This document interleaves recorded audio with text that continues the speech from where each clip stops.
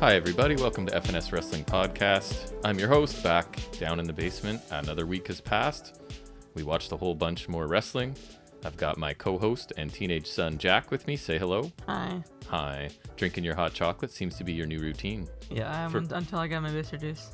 Oh, right. There is booster juice apparently on its way. Your mother's out at a bank appointment.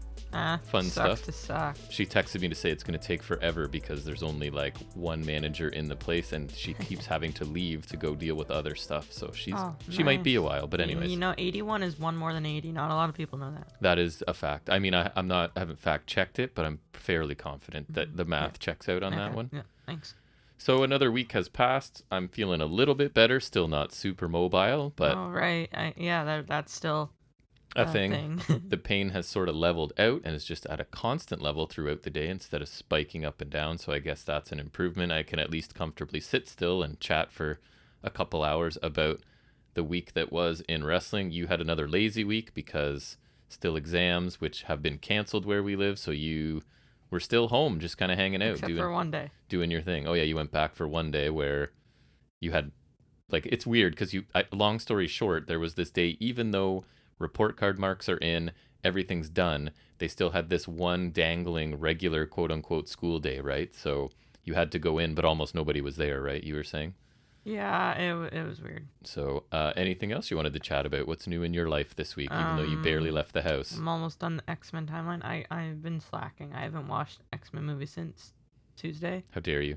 I still have to watch the Wolverine. You say you like Marvel, Logan, but I don't see it. And I think both Deadpool movies, and then Nice. also New Mutants, which I haven't really heard of. And we've been watching Boba every week. Oh my god, it was so good. Quite enjoying it, right? Can we put a spoiler warning for Star Wars people? I would like to touch on it quick. Okay, go ahead. Okay, If you're worried spoiler about warning for people. Right, go ahead. For Book of Boba Fett. But yeah, it was really good. Because I heard a bunch of stuff about like Luke and Grogu being in it, and they were in it.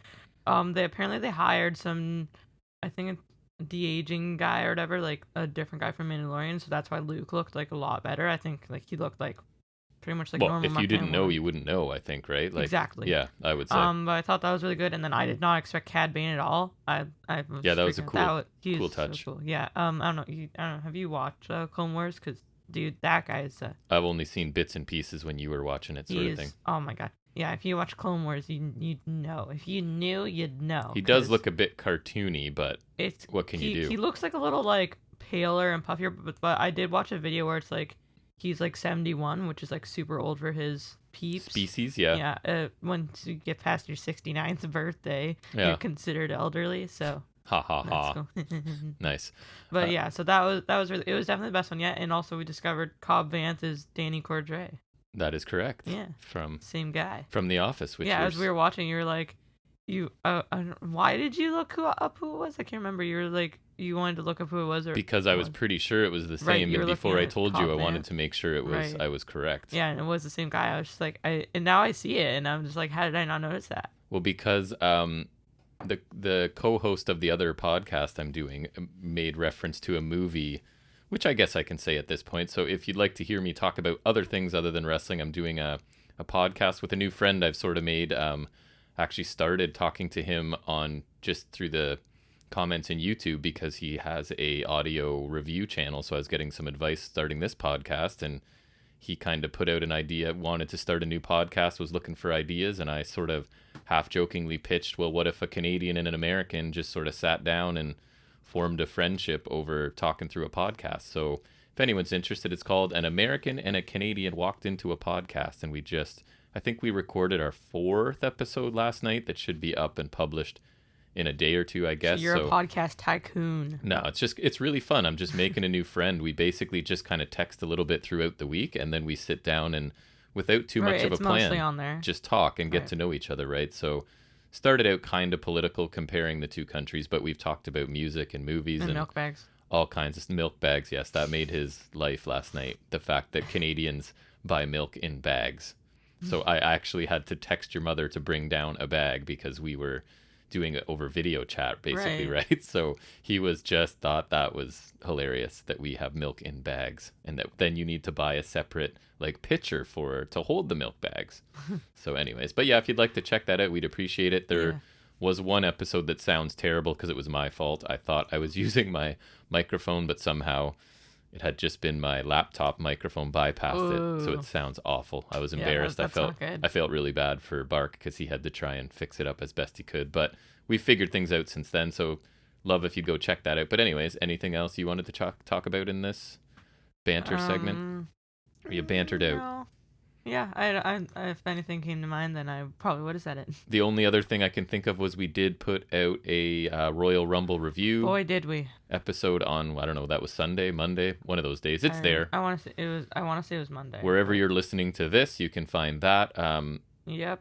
I probably had a better time talking about it than watching it, if I'm being honest. But yep. I mean, we loved the opening match, and then it sort of dropped off significantly from there, they right? Literally peaked as early as they possibly could have. Right. And if you'd like to contact us, fnswrestling@gmail.com, fns_wrestling_podcast on Instagram. But I say we flip the switch and start talking about some wrestling right about now. So let's do that with some news and rumors.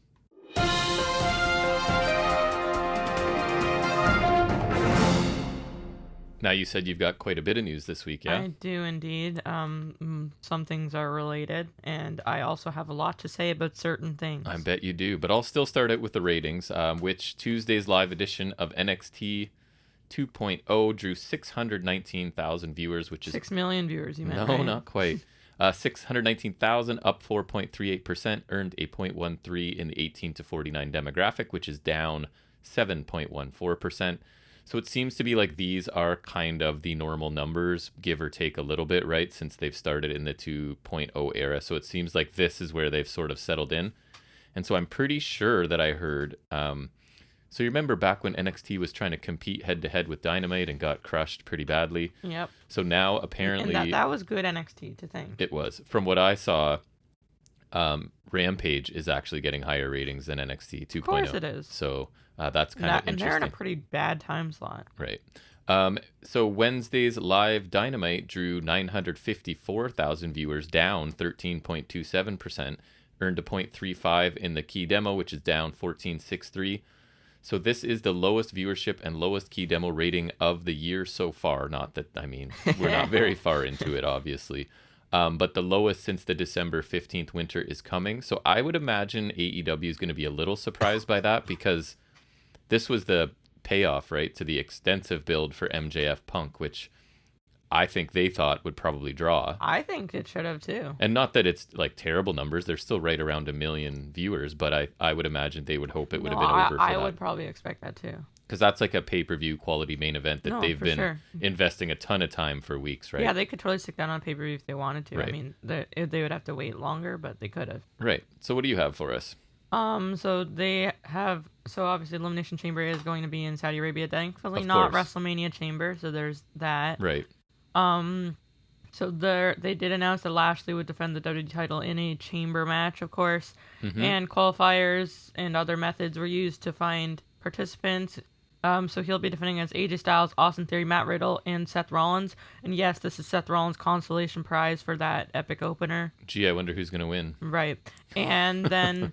because they have to make everything suck, Brock Lesnar's also in there. Yeah, that's right. That's Even what I mean. I though wonder who's going to win. He chose to face Roman Reigns for the other world title. He's getting a spot in a world title match for the other world title that he just lost. We got a unification match coming up, you think? Yes, that is my next one. Go Roman ahead. Reigns versus Brock Lesnar is set for the Mania main event slot, presumably. I doubt women's is going main event again, or at least... Night 2 main event, I presume, because that's the main event. So do you think they're going to unify them, or just have one guy have both of them for a while and then separate them? That's my other thing is the plan is for it to be title for title. Right. Which, personally, because if they go through with this, right, I see it, Reigns has to win that, right? I would think so. Right.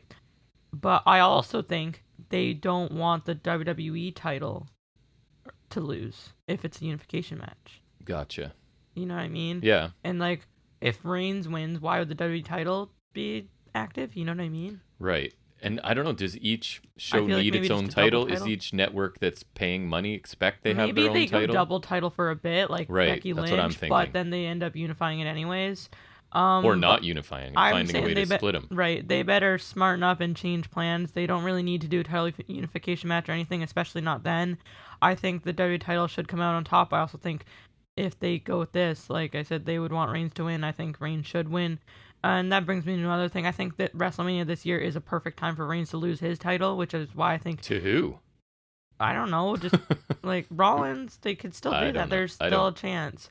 And if they're so dead set on this unification match, I'm saying Rollins wins the chamber match because Lesnar's going to Mania either way. Right. And then they set up this like kind of rumored triple threat match, and then like if Lesnar wins the Elimination Chamber, it will essentially mean he only dropped the title, so he could win the Rumble before getting the title back. Right. And Lashley will look even worse as a transitional champion from Lesnar to Lesnar. Also, you mentioned Lesnar's ended every black WWE champion, so that's kind of fun. I think Rollins should win at Elimination Chamber. It gets the WWE title win that they planned on day one. Keep in mind, Rollins should have won the title a month ago. And if they still want to do a title unification match, throw Rollins in. Because what's another Reigns Lesnar match? Honestly, Rollins would totally freshen up. Even if he doesn't win, because I see it being very unlikely that Rollins wins in that three-way. Me too. But just for the sake of the match itself, that makes the match way more interesting. Yeah, but you see the difference is you care, and they don't. Right, yeah. So you're a lot of thought into that. Because then if Reigns loses, we have a better option than Lesnar. At least it freshens up the match, but why would they do that? Because that seems actually appealing. And how sad is it that, like, Big E's not even in this conversation, right? They have completely... They totally screwed Big E. De-elevated, whatever the opposite of elevated him. I could totally be booking this better than they are. Poor Big E, yeah. I don't know what's going on, but it just seems like they feel they really only have...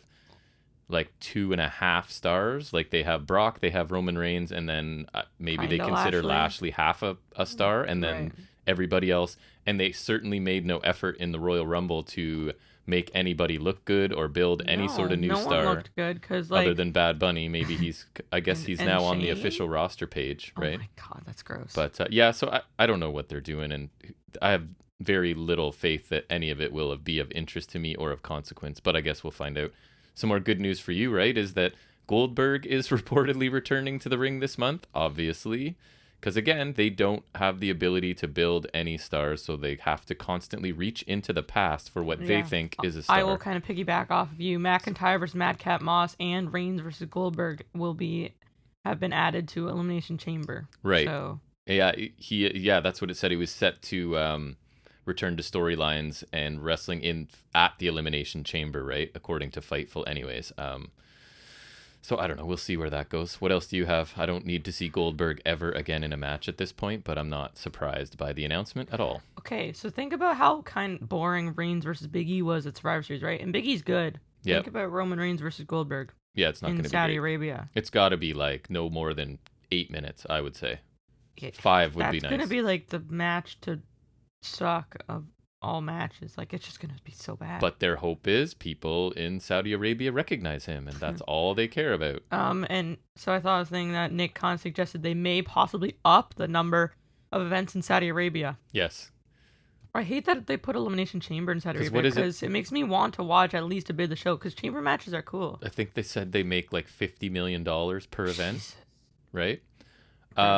As it will come up in our review a little bit later today, Blair Davenport unfortunately suffered a pretty bad-looking injury during her NXT Women's Championship match. I don't think it was as bad as Phoenix, but it was still not good. And it wasn't quite Sid either, but it was a similar idea. She basically was a double stomp from the top rope to Mako Satomura, who was kind of lying on the apron, and then after she made contact, she obviously landed on the floor, and her ankle just gave way completely.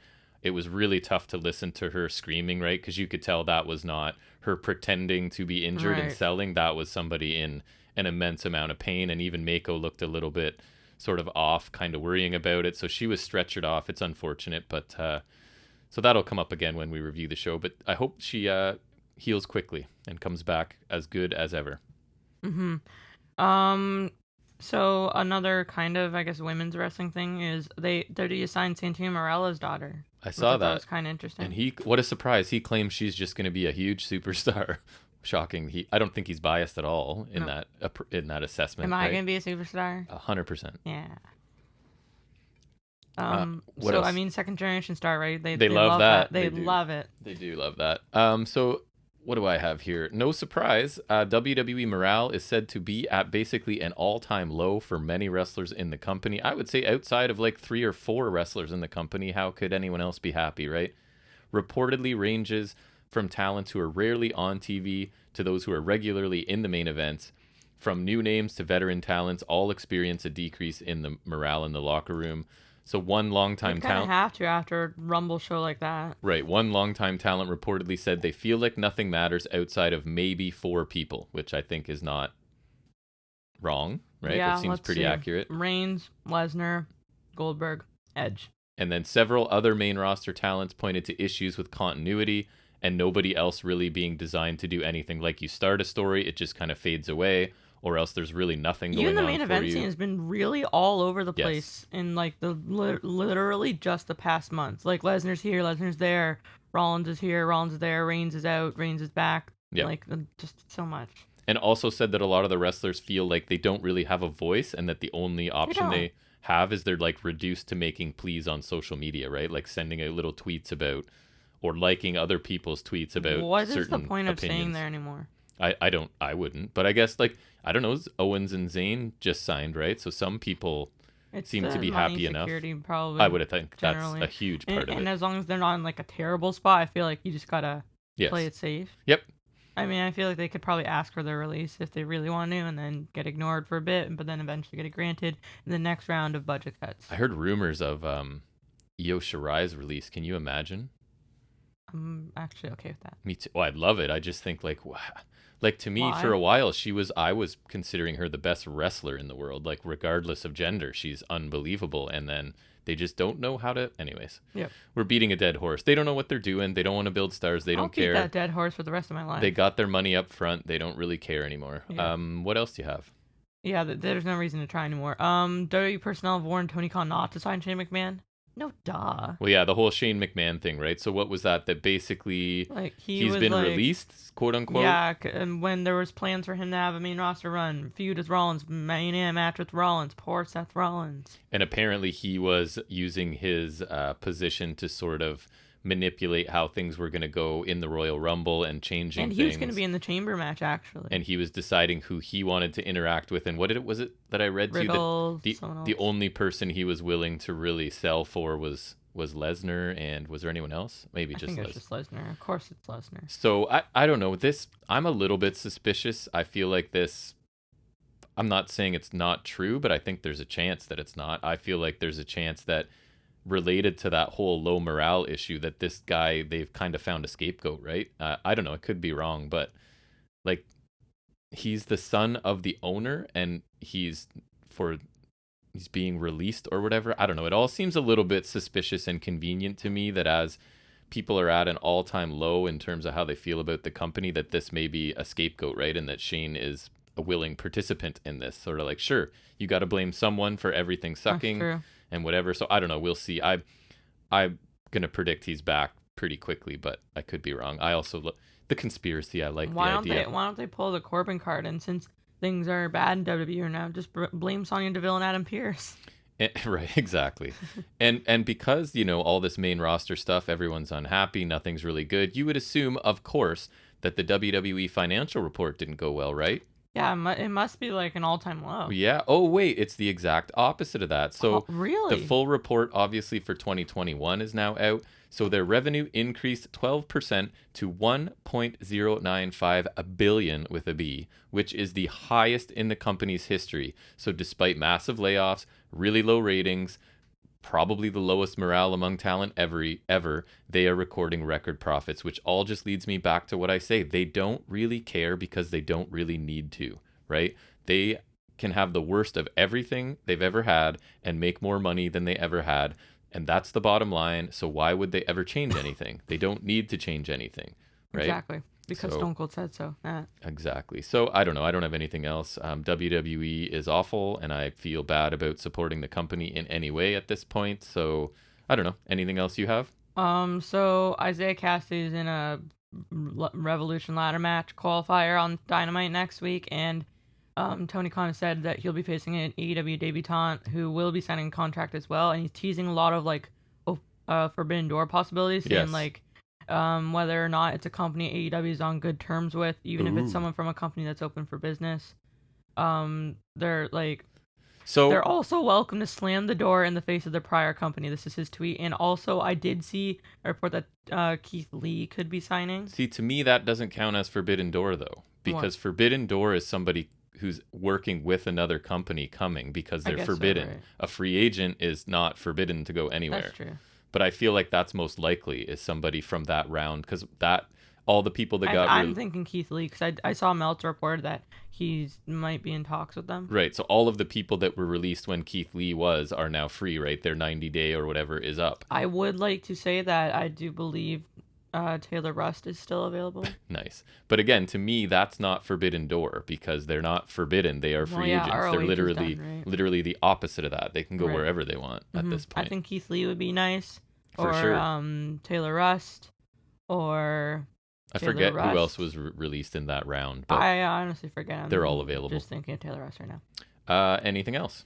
Yeah, I think I have like a little bit. Go ahead. I'm done. So it's all you. I'll drink some water. Rousey versus Charlotte Flair at Mania.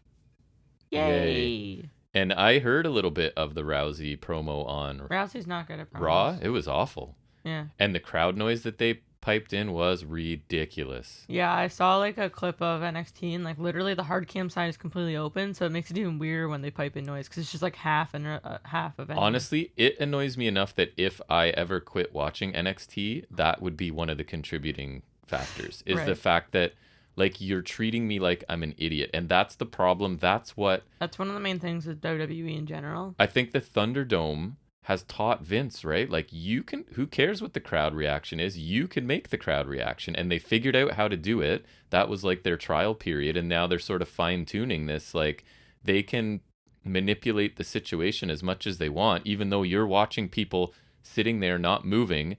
You're hearing people cheer. Or with NXT, right? There's maybe 200 people in there, but the sound is like there's thousands and thousands. I guarantee they're not even filling that venue at full capacity. It's ridiculous. It's a small place. It makes me really, really angry. But anyways. Yeah. And then I saw that there was a Rampage promo from Adam Cole. I didn't actually see it yet, but I did hear about it. He did put Hangman on notice, so that's cool. Yeah, that would be fine. I'm hoping like he attacks Hangman after the Texas Death Match or something, because I would love an Adam versus Adam. What are you saying, that Lance Archer's not defeating Paige for the championship in that match? Are you crazy? He has Lambert now, so I mean, I guess it's Cole versus Archer. Right. Anything else? Nope, that is it. All right, well, let's wrap up news and rumors and head into talking about some actual action from the week, and we'll start out like we always do, like taking a look at this week's AEW Dynamite.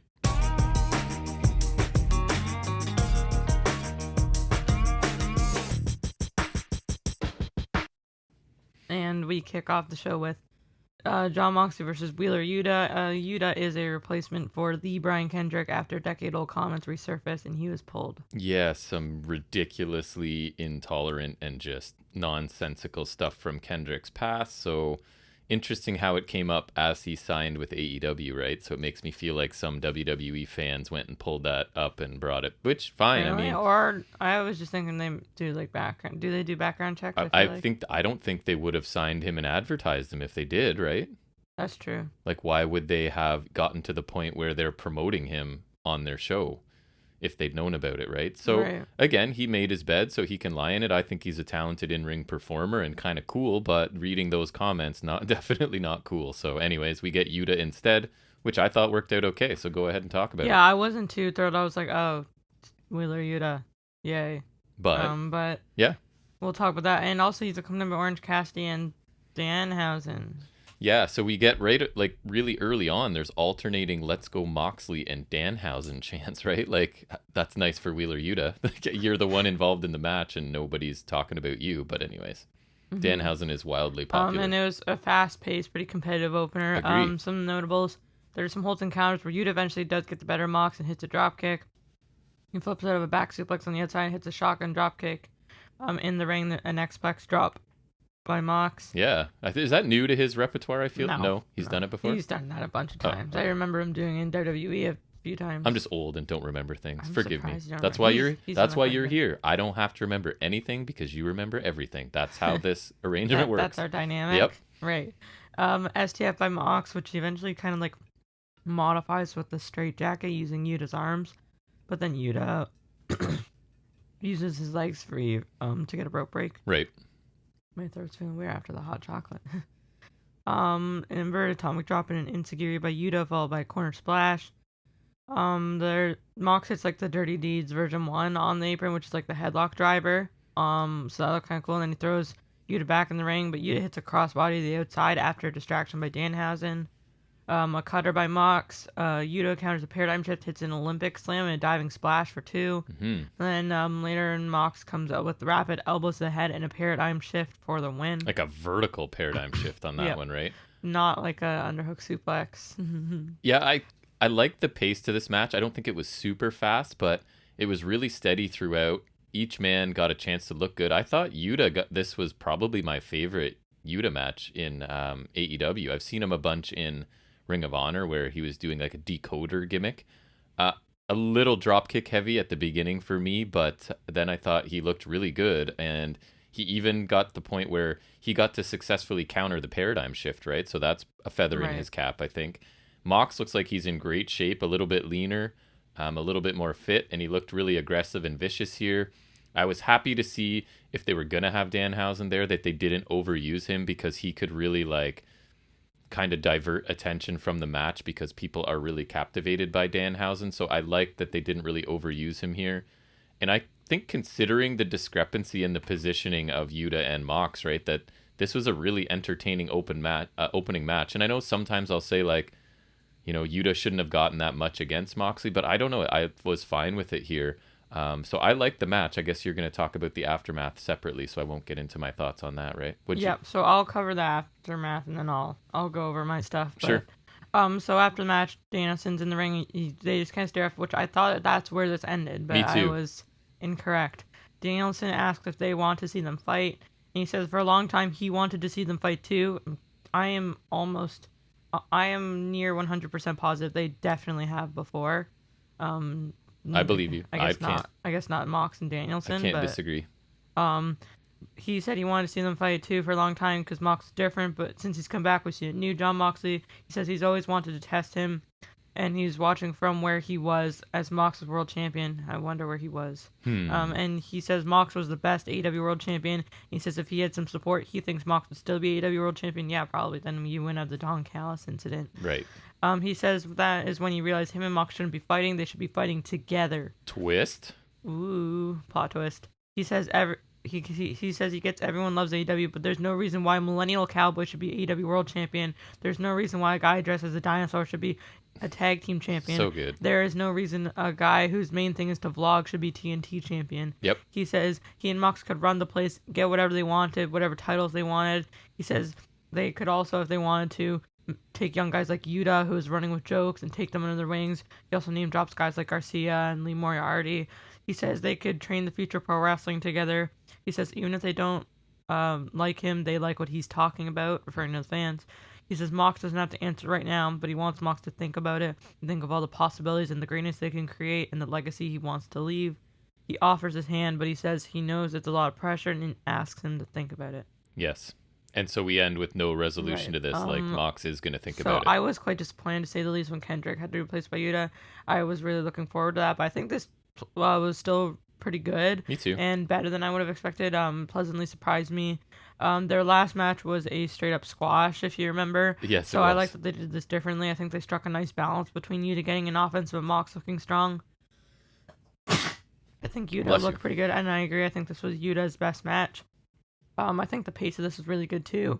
I don't understand why Danhausen was here with the best friends, but he didn't do much, so it was fine. Kind of amusing. Mox's finish was straightforward, and this is great. The aftermath also surprised me too. Brian coming out didn't surprise me, but what he said did. The twist was actually kind of surprising.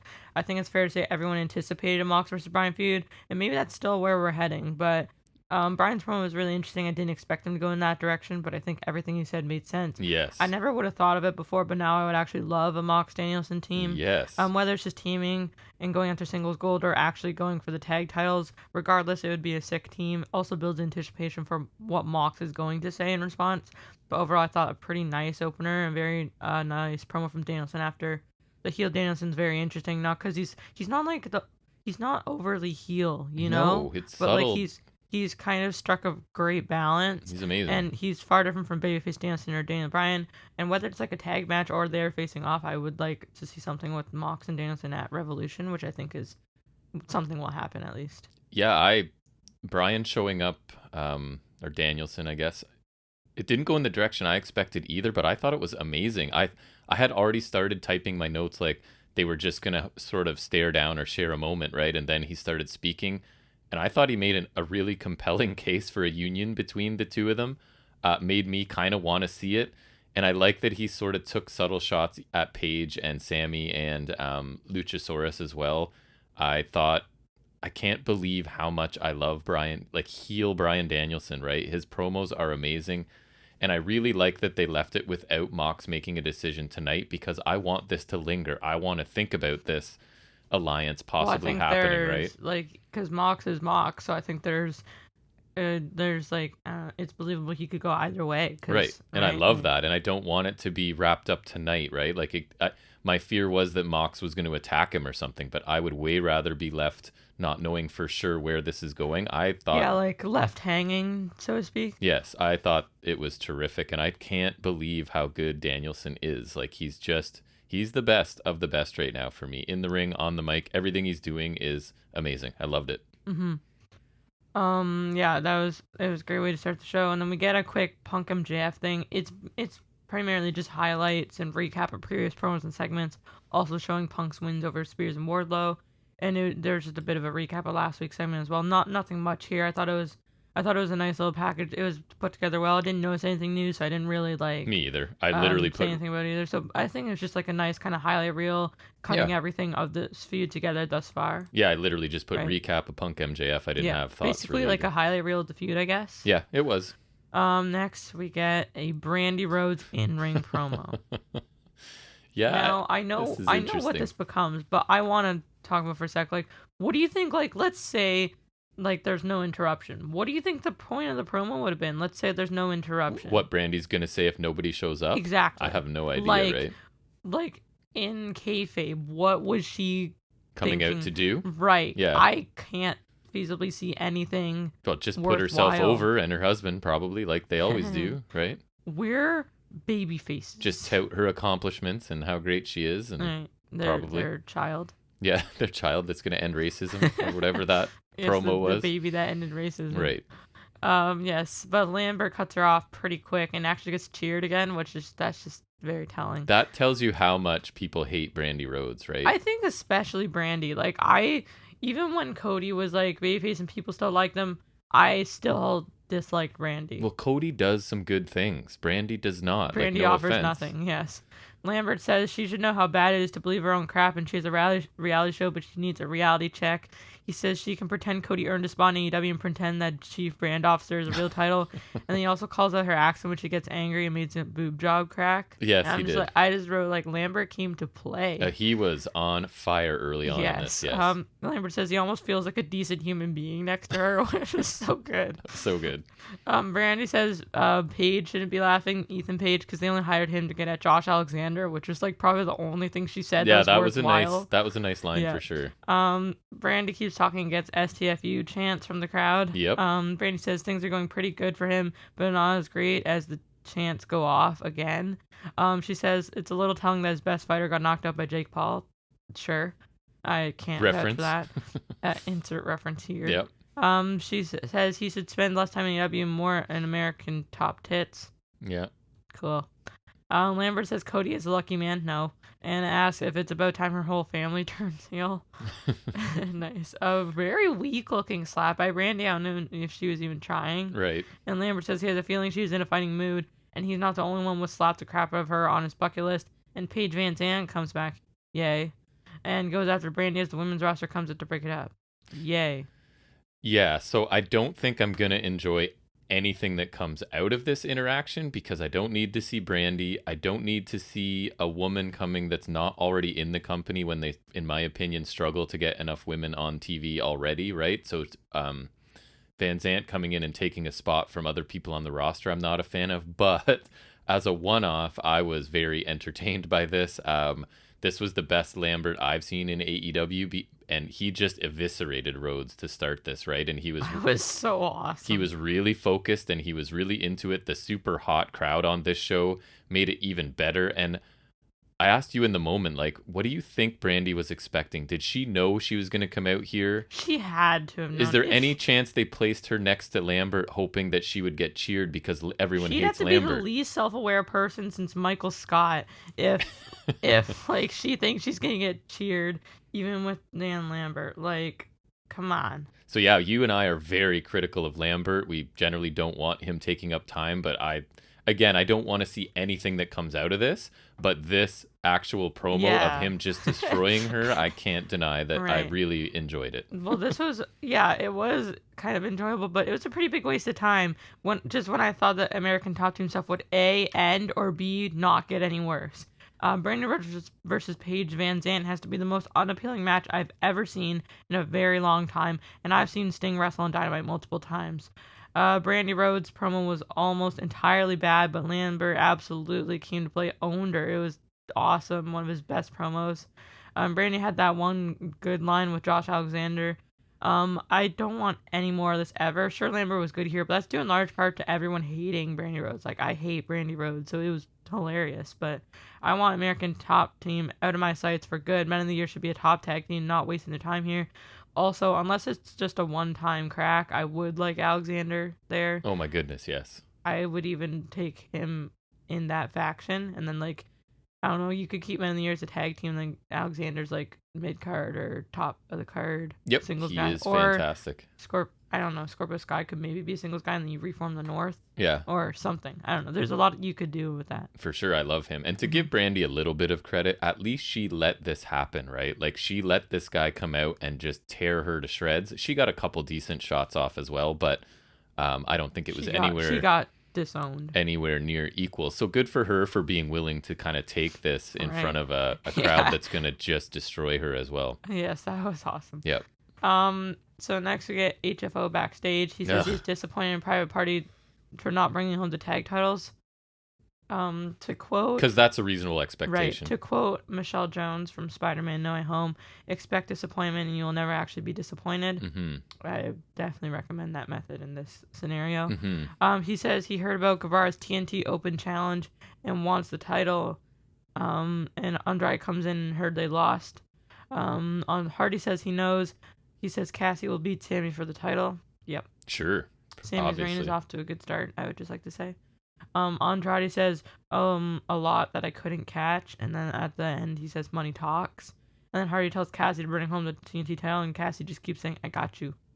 Yeah, I don't want Andrade affiliated with this group. I said of losers in my notes. That sounds harsh. Yes, but... no, that's what I was saying. Because I just thought it was like a whatever segment. Just sets up another one of those one-off Rampage matches. And I just said, it feels so incredibly below Andrade. And so when they did their, did Andrade is the one with 51%, right? Of this. Yes. So why would he not take the title shot himself?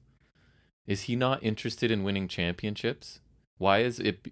one of the underlings going for it? Is he beneath? Not even Hardy. Is that title beneath him? I don't want Hardy to, but not even Hardy's going for it. That's where I thought it was going. So I don't understand or like this affiliation. I just am hoping it runs its course as quickly as possible. There has to be something better for Andrade to do. The man is a star. So this, I was loving the show up to this point, right? And then I just thought this felt out of place to me. I don't know why this needs to exist. It's not interesting. It doesn't matter. I find I don't care for a lot of the segments that set up Rampage matches, but sometimes they're fine. This just, it feels so below Andrade. It really does. Yes. I don't like it at all. Even if he's not going for titles, there's so much, he could just do better things. Yes. And he's not wrestling, right? He's doing these little backstage things and not wrestling. So when's the last time he wrestled since I don't get the going point. Through a flaming table? Right. Or he didn't partially. Really. Yeah, partially. Exactly. Next we get that triangle represented by Pac in not Joker Penta. versus the House of Black, which is the Kings of the Black Throne, which I think... Now Knights of the Black Throne. Yeah, but he said Kings of the Black Throne. The nameplate said Knights of the Black Throne, which I don't like. I think it's probably what's right was on the nameplate because that takes more effort to do. No, but they've... And they would have checked that, right? They said it was Kings of the Black Throne before. I know. I think they've changed it. Throne. I don't think. I think that's dumb. I like Kings of the Black I don't Throne think better. multiple kings make sense. Yes, so. but they're both so good. They are kings, and one of them is in fact named Brody King. That's far too much thought into that. Is he anyways. Brody Knight? Either I way don't is think fine. so. Either way is fine. He is not. They should just be the House of Black, honestly. It was a solid TV tag. I don't know. I thought it could have been better, but I'll get into that. So Pac is starting, still wearing that blindfold. Yes. And Black goes after him, but Pac repeatedly avoids and then just lights him up with a strike combo, send him out of the ring before moving the blindfold, and then just around his neck for the rest of the match. Yeah, it's like a dog collar for him. Like when you put a bandana on a dog, you know? Right. So you're likening Pac to that of a dog with a bandana? Pac is my favorite. Love Pac. Stereo dives on the opposite sides of the ring by Death Triangle. Or Death. There's no shape with two sides. Damn. Death line segment? Maybe. Right? Technically. Going back to my elementary school math. Right? You could, or like the Death Parallel Lines or something? I don't know. Death ray? No, because it has to extend off in one direction if it's a ray, right? Anyways, math, who cares? Death line segment. You like yeah, that? All right. Good. I like that, and Death Rhombus. Death Rhombus is amazing. It's so good. A cheap shot by King when Pac is in control. Post-commercial break hot tag flurry by Penta. A floater or backstabber from the corner by Penta for 2 on Black. Strike flurry by Black for 2. Later on, Pac gets a brainbuster for 2 with King breaking the pin, then getting us into a strike exchange with Penta. And the finish comes when Penta and Pac are looking for some package pile driver dive combo. But King shoves Pac off the top rope, and the ref is distracted by that. Black sprays mist in Penta's eyes and tags in King to hit Dante's Inferno. Suplex drop power slam for the win. Yeah, one thing that annoyed me was the very first time Brody King tags in, who we've barely seen wrestle in AEW, they go to a commercial for like his entire first involvement, right? And I don't know about anyone else, but I'm not watching the picture-in-picture really, so... Unless it's like a big match where yes, there's like then we will. Actual potential for stuff to happen. So I found that annoying because we come back from commercial and he's already tagged out. But overall, I enjoyed the match, but I would have liked to see more Brody King involved. I'll never get tired of watching the speed and aggression and just crispness of everything Pac does. All 4 of these guys are awesome, and this match had some good action, but I definitely think that this combination is capable of better, right? There's other levels that this group can get to. I think both of these teams are, So do you think this is the end of this angle, or is it going to continue? Because it doesn't seem like either team has anywhere else to go. I don't know, maybe because there's the mist, right? And yes. So that I don't think it's like necessarily like a decisive end, so to speak. Right. You know what I mean? Like I feel like with like the whole like that'd be like when Pac got misted, like I feel like then it's not really over. Right. So I feel like now Penta's also been misted, so like I wonder when Phoenix is back. I don't really know. Oh, he was gone? I don't know why. I can't imagine. But I enjoyed the match, but I was hoping for better, I'll say that. Yeah. I definitely was too. I think the Saw match didn't quite live up to my expectations. Like I said, one of those expectations was Joker Penta, because they advertised that, but did not give us that. So I think I will be taking legal action for false advertising of Joker Penta. For sure can. That is not okay. You don't advertise Joker Penta unless you're giving me Joker Penta, because Joker Penta is different from Penta. It's called a bait and switch. Yeah, like Kendrick, except worse. Yes. Because Joker Penta is different from Penta. Okay, there is a difference. If you say so. Because Joker Penta is sick. Well, Penta's sick, but Joker Penta's like sick. Sick. You know? But jokes aside, I don't think this is bad or anything. I just think it had potential to be much better than this. I would have liked to see more Brody King for one. So I feel like we didn't get much here. And I think the finish worked out, but the match should have gotten more time as well. I think that was good for what it was, but should have been better. Also, Dante's Inferno, get a new finisher. Come on. Yeah, those 2 guys could definitely come up with something better. Like, how is that the best they have? A glorified power slam. Yeah, I'm not a big fan either. Like, are you telling me they won the PWG tag titles with a power slam? Maybe. Is that what they're trying to tell me? It's the 80s. Devastating. Right. Yeah, ask Davey Boy. Yep. Next we get a promo from Adam Cole with nobody, just Adam Cole. So that's good. All by himself. Cole says he is still undefeated, which is true, and his record reflects that. He says Cassidy didn't beat him, and it was a fluke, and his record reflects that. All factual statements. Yeah. He says he still doesn't get the respect he deserves, and we will see a new Adam Cole who takes what he wants, and he will hurt Evil Uno on Rampage. Insert name of random Rampage opponent here, and everyone will see what he wants, which was, in fact, another factual statement. I thought really good intensity by a guy who's always just believable in his promos, whatever style he wants to do. So this is the logical play for him here, right? And that's why I imagine it was an unsanctioned match, is because Orange Cassidy can get a quality win. Cole technically doesn't get a loss, right? And of course, heel Adam Cole is going to dwell on that and remind us of that his record is still perfect. So all of it made sense here. It was a pretty short promo, but a strong one because it's Adam Cole. And I'm also fine with him getting back on the winning track against Evil Uno, because that'll probably be an entertaining match, right? So obviously Uno's not winning, so that makes sense too. Yeah, I thought this was logical and well done.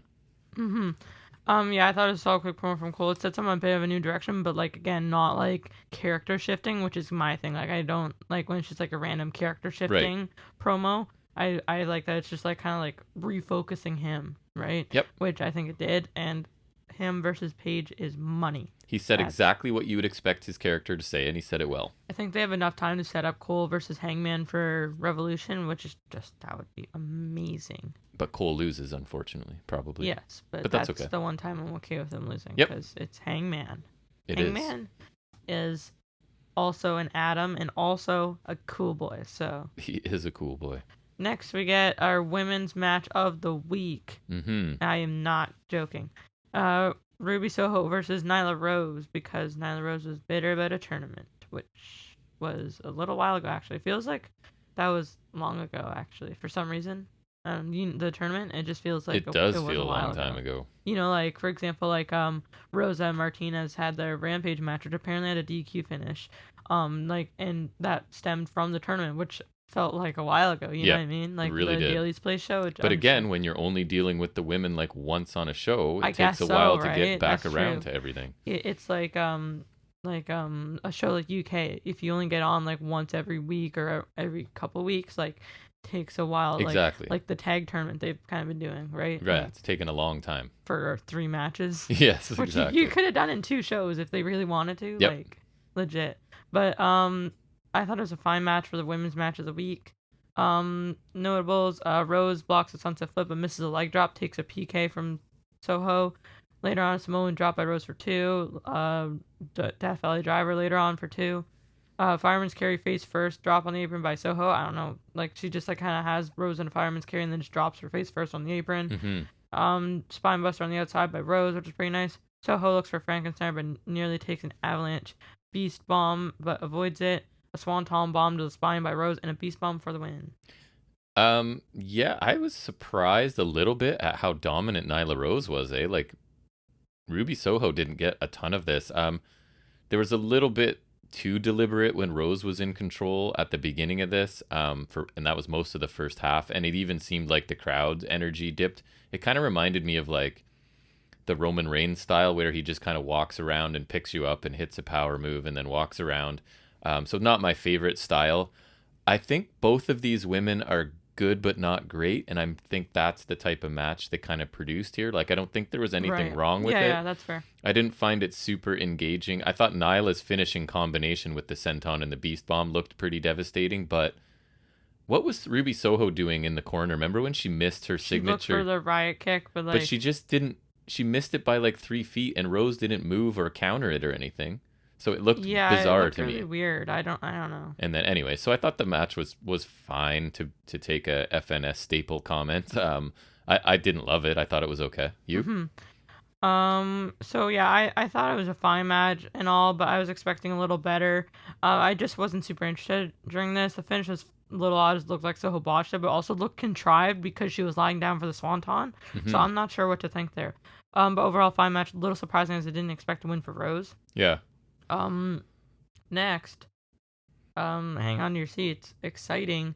We get Gun Club backstage. I think it might be Team Ass now. I'm not sure. Well, that's pretty fitting because they suck ass. They make a Jungle Book joke and then beat up Jungle Boy, and they take him outside, and oh my god, they threw him over a snowbank. Yeah, wow. this and felt... then Luchasaurus and Cage chased them off. This felt to me like an NXT segment, not so much an AEW. Yep. It was just like they're juvenile bullies, I guess. I didn't really like it. I don't know if this is their new gimmick or whatever, that they just bully people randomly, but I thought this was kind of lame, frankly. Yeah, like, ooh, you throw them over a snowbank. Woohoo. Yeah. But yeah, I don't care about Gun Club. This is just short. I don't care about Gun Club at all. I don't want to see them challenge for the titles. I don't think they should challenge for the titles. If there's no universe where them challenging for the titles makes sense. And like Billy Gunn was there too, right? And he's like a 50-whatever-year-old man, right. And he's still bullying like a 24-year-old kid or whatever. Right. Seems a bit ridiculous to me. Yeah, that's the thing too, is like, what? Billy Gunn... Bullying is a family affair. That's good, you know? Oh my god, that I feel like that's, if they ever come up with that, that's like a t-shirt. Maybe that's what we need to do as we get older to stay close, keep our relationship close, is start bullying random people. Right, like... We could walk around, if I could walk, we could walk around and throw people in snowbanks and stuff. It'd bring us closer together, I think. Well, Nate's still in elementary school, so we just go and like... Start bullying his friends? Yeah, exactly. Makes sense to me. You're right. But yeah, this was dumb. Yeah, I hate Gun Club. You're the worst. Hangman Page speaks next. Page said that he has been AEW World Champion for 81 days. Well, that is nice. Mm-hmm. Episode 81. Oh, synchronicity. Ah. Amazing. Well, I mean, that was on Wednesday. It was meant to be. This is going to be our best episode ever. Oh, yes. Most viewership. Our viewership is going to... Millions and millions. Yeah, it's going to like triple. Guaranteed. And then triple off of that triple. Yeah, exactly. He said, saying he's only gotten to defend it twice against one person. Page says he was still waiting. He said that he's got a baby at home. There's a foot of snow, and the flight home is likely going to be canceled. Page said that he doesn't give a crap if Texas Deathmatch next week because he needs something. Page called out Archer right now to give the people of Chicago a fight. Dan Lambert and Jake Roberts, that's just a weird ass combo. Appears since they're allies of Archer. Lambert rips on Page a bit, and Robert says he could smell fear on Page, and Archer shows up and attacks Page. Page is ready and whipped Archer in the steel steps. Lambert goes after Page with a chair, who no sells it. That allows Archer to come back, and he chokeslams him on the steps, and then he gives him a blackout through the table, which was pretty nice. And he says he's going to be the next world champion, which is the biggest crock I've ever seen. Yeah, I thought this was fine. The talking part, there was a bit of awkwardness, right? Because I don't know if Jake Roberts' timing was off or whatever, but he sort of was interrupting Page, like talking over him when I don't think he was supposed to. I thought the physicality at the end was much more interesting than the talking by anyone. And I mean, at the end of the day, it doesn't really matter because I think we would agree there's no universe where Lance Archer is winning this match, right? Especially not from Hangman Page in the beginning stages of his title run. But at least the attack of Page did look vicious. Again, I think it looked cool because the one on the chair was cool. The one on through the table was cool. Like this did way more for Archer than the match he had a couple weeks ago for me, right? But again, why are we getting multiple doses of Lambert? I think that's 2 weeks in a row now with multiple Lambert sightings. He's kind of been involved in multiple things. I don't see him. Has there been any explanation offered as to why he's nothing? Why he's with Archer? He's not very prominent in this. I feel like he's not an important part of this feud. So, like, I feel like he should be removed from this one. And if he has to be here, go with the other one. Because at first it was like, okay, maybe it's because Jake's not there, so he's the mouthpiece. Nope, Jake's there. So now I really don't understand, and I don't get it. Given no explanation. But whatever. I thought it was a solid segment. Promos from Hangman, Lambert, and Roberts were all fine. Not the best work from anyone, in my opinion. Brawl with Hangman and Archer was nice. The chokeslam on the stairs and the blackout through the table was really cool. Doesn't build much for the match, but it does make Archer look kind of cool. I'm still not super interested if I'm being honest. It's just the most obvious placeholder defense, right? Which you have to have, so that's fine. Yes, but I always appreciate when it's like a little less glaringly obvious. Right. Next we get Chris Jericho doing a promo backstage saying that Santana Ortiz were disrespectful to him by not tagging him last week. I thought they were actually being polite, but I mean, everyone's got their own opinion. love the story they told in that match. I did enjoy it, yes. Jericho wondered why they were listening to Eddie Kingston because they started in the business together, because Jericho said the Inner Circle started AEW together. And Jericho says nobody has more influence in AEW than him. You're right. It's not like there's 4 wrestlers on the roster who are EVPs. Who are literally in charge of the show. Yep. No, I company. I definitely have to agree with him. He's got the most influence. Jericho said he's asking Santana and Ortiz to be part of a full Inner Circle team meeting in the ring, but then he says, no, I'm demanding it because I have more influence than anyone, and I'm Chris Jericho, and that attendance is mandatory, like Tuesday for me, except this would probably matter more. Right. I thought he was fine. He was a little more serious, right? Not so many of the lame jokes. Only one, I think, about Kylie Jenner at some point, but I think it's kind of funny that he's referring to himself as an influencer, right? As a, what is he, 50 years old? Right. Like that word now has a different meaning than, you know what I mean, than what he's using it for, I think. So I found that a little bit awkward. I fear the Inner Circle will get too much time in that segment next week. I don't know how much of it I need to see, but if the end result is getting Santana and Ortiz away from Jericho and on to something else, then I'm all for it. But yeah, I thought this was okay. Like, I don't know. I'm kind of fatigued with Jericho. I think you are as well. So I don't, if this wasn't super long and he wasn't super silly about it, so I thought it was okay.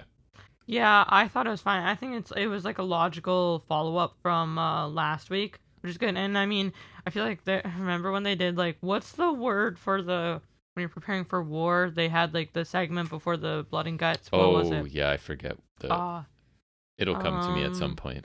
But anyways, I don't remember. Me either. But, yeah, it was some sort. I really wish I knew right now. It's like one of those things like. It'll come to you later. Don't worry. Power through. Yeah. But I guess this could be an interesting segment next week. I just hope it's like the Santana Ortiz split from the Inner Circle.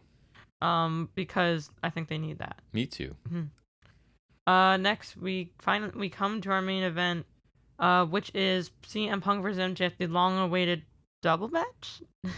Long-awaited what? Long-awaited double match. Oh, right. I see what you're saying. I get you. Kinda, yeah.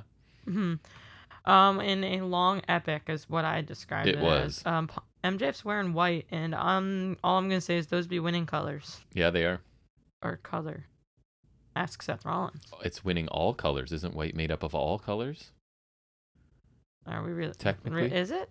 I think so. Is that the thing? I think so. I don't know. I don't know. I that's like one of those things like they say in art. And as a colorblind person, I probably shouldn't comment too much on colors. Right. Yeah. No, that's one of those things like in art or whatever, and like in school that they say that I forget. Right. You know what I mean? Like it's like I just don't care. Great. Like French, I feel like I learn the stuff and then every year I just forget it and then learn it again, but like a little more and then I forget. But your marks are good, so who cares? Yeah. That's what matters. Yep. And also the same for health stuff. Amazing. MJF hides behind the ref and in the ropes to get a cheap shot to take control of some more strikes, but Punk turns it around with some of his own. Strikes around the ringside area by Punk until MJF hits a throat chop, goes off in the crowd brawl, and I think Punk hit him with a soda can or something. He body slams MJF numerous times back in the ring. Yes. Punk charges in the corner and hits hard off the ring post shoulder first, which I thought looked pretty good. It did. It sounded good too. He went pretty out of the ring. Yep. I'm hiccuping, damn it. You are. Okay. MJF is working on Punk's arm with both a top-to-top turnbuckle after the break, but gets shoved off and hit with a diving crossbody from Punk. Corner rising knee followed by the Bulldog by Punk. A body slam on the apron. That's the hardest part of the ring. Yes. It was after MJF rolled out of the ring to avoid a GTS, the hardest part of the ring, yes. They call it the Pepsi twist, but I don't like that. So a hammerlock lariat by Punk. Okay. I remember Arya Daivari doing that. Mm-hmm. So that's cool. MJF uses tape under a sleeper hold to cheat and choke out Punk, which he does, and MJF thinks he's won, but then the ref sees the tape, so the match is restarted or resumed. And just because you see the tape, you immediately know that it was used to choke him? I don't know. I mean, I'm getting pretty nitpicky, but like just because there's tape there, you know? Punk makes a comeback and hits crowd punches in the corner. Suicide dive by Punk. Double foot stomp to the arm by MJF. Tequila sunrise looking submission, but Punk eventually gets out. A kind of nice poison rana by Punk, kind of folded himself too. I don't remember if I've seen him do one before, but it looked good. Yeah, it was pretty nice. MJF fakes being hurt and hits some chop blocks to Punk's bad leg. Punk hits the corner high knee and looks for the Bulldog, but MJF bites his hand and the head. Atop the turnbuckles, Punk gets payback by doing the same, and then hits a an avalanche pedigree. Right. No, but he hits the Pepsi plunge at vintage CM Punk. Vintage CM Punk. Yes. Punk counters a tombstone, looks to hit one of his own, but MJF gets a roll up for 2. Then Punk comes back with the roundhouse and an elbow for 2. Punk or Wardlow comes out and stares down Punk, and he did end up sneaking the Dynamite ring, which I didn't notice to in MJF. real time. Yeah. Back in the ring, MJF does get the ring shot for the win. Yeah, I didn't notice the ring realsies. transferring in real time, but they made sure they replayed it to show us. It was an excellent match. I think both men did a really good job of selling injuries and exhaustion kind of along the way. As usual, MJF, just being the brilliant heel that he is, took a million shortcuts. It even seemed like one of them worked, right? The choking with the tape. Unless, obviously, if you noticed how much time was left in the show, you knew that that wasn't the actual finish. I think the right man won this match for sure, because I think MJF is the guy you're building to defeat Hangman if it were me, right? That's where I'm going with this. Wardlow's brief involvement can further the story he has with MJF and Wardlow, which I think might be what MJF moves on to next, right? It seems like they're about ready to pull the trigger on Wardlow MJF. I think that's MJF's like placeholder until Hangman or something. Yeah, I can't help but compare this to MJF Darby Allin, which I loved so much, and I don't think this Punk match was as good, but definitely main event worthy. They delivered just an epic match, right? Really lengthy, really good. I wouldn't say there was a ton of spots that I'll remember. You know what I mean?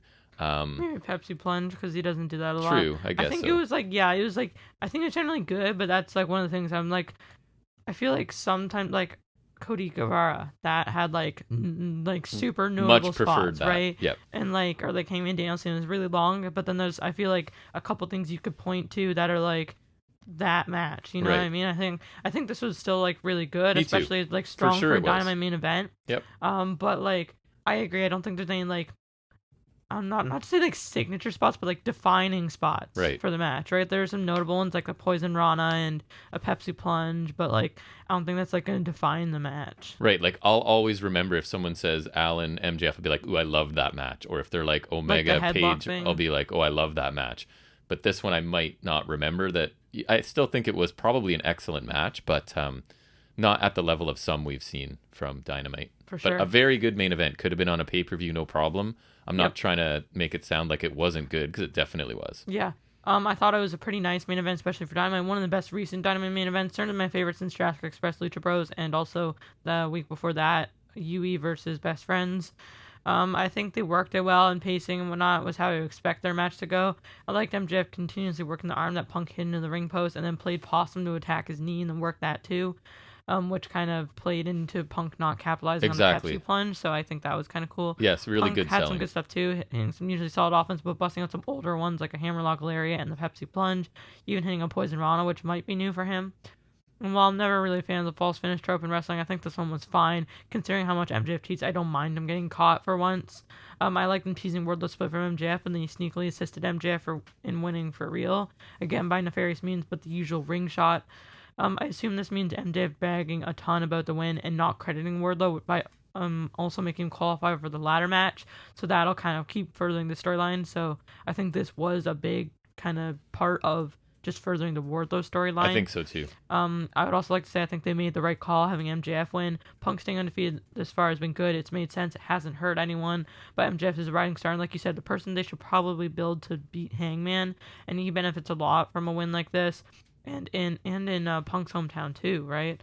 So, and MJF winning via shenanigans doesn't make him look weak because it's in his Weasel character, and keeps Punk looking a little better too. So I think they definitely made the right call. It should have been MJF to end Punk's streak, and I then. think so. But I think definitely our MJF Darby Allin was way better. But this one was still really good, and it was a Dynamite match, so that might make it a little different, you know. Yep, I think so too. So show thoughts and a letter grade for this one. So they hit that classic formula, right? Like I enjoyed the opener with Mox and Yuta quite a bit, and the main event was excellent. So already they're starting out pretty strong. And then you've got the Danielson promo, which I thought was amazing. Again, did not expect that. No, a Lambert Brandy Rhodes segment that I really enjoyed that I would never think I would say that really either. I enjoyed it, but I also hated it. Well, I don't want anything to come out of it, but I enjoyed it while it happened. The women's match I thought was just kind of okay. Cole's promo was good. The Death Triangle match again was good, but I think they were sort of holding back there, that there's still more to come there. Yep. And that makes sense. The HFO stuff was obviously nothing I enjoyed, but I think overall I could give this show this week, I'm going to go with an A-. I really liked a lot of the show, and the things that bothered me were kind of few and far between. So I think it was an A- show with the strength of the main event, the opener, and Danielson talking. Mm-hmm. Yeah. Yeah, so I think in terms of in-ring action, I think this delivered pretty well with some solid promos as well. The opener was surprisingly good and enjoyable, a great pace, I think, and very different from the first encounter between them, but very nice still. I hope Kendrick does sort out this stuff, because I think AEW are the kind of company, like, they'll, like, if that kind of gets sorted out, like, Yeah. because, like, a similar thing has happened, like, with Guevara and other people, so I feel like if that gets sorted out, Kendrick can come in. I would love Kendrick versus Mox, or Kendrick versus, like, Kendrick versus Danielson, actually, that'd be cool. Danielson promo, speaking of, was awesome to top that off. Love that. Brandy Lambert segment was pretty good. Mixed bag, because I did not enjoy Brandy that much, but Lambert he ended up looking great as a result, because flipping into her, because I hate her. Oh. I did not care about the little HFO segment. House of Black vs. Death Triangle was solid, but they're kind of holding back, like you said. Cole's promo was good. Rose Soho was fine at best. Could have been better, I think. Agree. Didn't care for Gun Club. They shouldn't be in a title program. Hangman Archer segment was solid. And the Blackout Through the Table was really cool. The Jericho promo was fine. Sets up a segment next week. And the main event was a long one, but a good one. I think it was a generally really enjoyable show. I'd give it like a high B+. I don't think it can quite fit into the A range. I think that's fair. It's bordering on it for me. Yep. Good.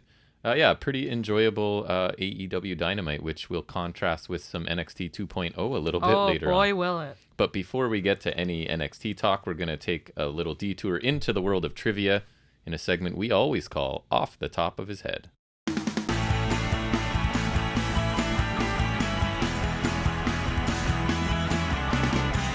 All right, so this week, I don't think these are going to be too challenging for you, but they almost never are, no matter what I do anyway. So I kind of went with something I enjoy, and I may even continue it next week, because the resource I used, which was Bleacher Report, had like 40 or 50 of them. So what it's going to be is questionable gimmicks and characters, and I have like 3 clues for each one. I relied heavily on Bleacher Report and then tweaked a couple of the things, or maybe added a couple clues on my own along the way. But we're going to do 15 today, and then we'll see if we enjoy it. I can turn some facts into clues for next week. All right, you ready? Mm-hmm. So clue 1. And even if you get it off the first one, I'll probably finish the other details just to sort of fill in the details here. So this was such a controversial character that the performer could not perform under the character's name when WWE held shows in Canada. That's clue 1. Uh-huh. You need another one? Yeah. Okay. Feuding with Big Boss Man and Bret Hart for a good portion of the gimmick's lifetime, he actually became the Intercontinental Champion. Mountie? Correct. Right, so the people in Canada were not thrilled with that gimmick, I guess. I did not know that. I mean, I guess that makes sense, but I did not know that. And the final clue that would have made it real obvious, when the character finally faded out, he formed the Quebecers and held one half of the Tag Team Championships on 3 Aren't they just a tag occasions. team Mounties? Or they weren't actually Mounties? No, they were just Quebecers. Oh. He was he still the Mountie in that tag team for a bit? Yes, right? Before he was the Rougeau. I don't think so. I can't remember. Anyways, so here we go. Actually, there's only 2 clues for this one, because I know you won't need any more than one. As if having a superhero gimmick wasn't enough, WWE had to go and give this person, give that superhero a sidekick with an oh-so-clever acronym for a nickname. Superhero sidekick with an acronym for a nickname. Janicki ASH? No. No. Similar idea, though. Okay, next one. Is it Hurricane Rosie? Yes. What was Rosie's acronym? I don't know. The Superhero in Training, the SHIT. Oh. Right. So the other clue was had a lot of potential, like his former tag team partner Eddie Fatu, who made it in WWE as Umanga. Yes, sorry. If you don't know why we say Umanga, it's because William Regal's a legend. William Regal, he cannot say Umaga to save his Angel? life. Well, no, it was Jericho, right? Yeah, that was Jericho. He would carry a skull to the ring and could control the arena lights. Papa Chongo. Correct. Later on in his career, he would begin casting spells on his opponents, causing them pain. I thought you were going to say later on in his career, he became a pimp. He became a lot of different things. And then during his feud with the Ultimate Warrior, he made Warrior vomit with one of his spells, which I don't remember. Really? That's like one of his. That was one of the only things Papa Shango did. Other than screw up Mania 7. Next one. No, Mania 8, sorry. Though he was better known as Smash, one half of Demolition, Repo the Man. same man, yes, will always be remembered as having one of the dumbest gimmicks in WWE I remember because history. you're watching a random like Raw or something. And you saw him. It was... Well, and I just know that. It was like cartoonish beyond. So the other clues were wearing a Lone Ranger type mask and carrying a rope that he used to tie up his opponents. He portrayed a sneaky heel who the fans would dislike. I think that's redundant. If you're a heel, your course are gonna dislike you. Short feuds with Bulldog and Randy like, Savage. Simple that back then, like. Yeah. Next one. He wore a tunic and a Viking helmet while carrying a sword and shield. Berserker. Correct, the Berserker. The other. I'm pretty sure his finisher was like an over the top rope throw or whatever. Like he would like. I can't remember how. I think he like backdropped him over the top rope or something, and then he would just win by count out. Like, awesome. I think I can't remember how, but I remember his finisher was just like an over the top rope throw, and he just win by count out. So I'll turn the other clue into a bit of trivia then. Who was he managed by? Slick? No, Mr. Fuji. Oh, So he managed by Fuji, feuded with several big name stars, including Davey Boy and Jimmy Snuka, and at one point he feuded with The Undertaker and tried to stab him with his sword. See, that's what Drew McIntyre should be doing. Drew McIntyre's doing it wrong. You don't bring a sword and not use it, am I right? Exactly. So this character, the next one, was a former prisoner who claimed his innocence and that he had been abused by a prison guard while he was locked up. Nails. Correct. He claimed that the prison guard was WWE superstar who? Big Boss Man. Correct.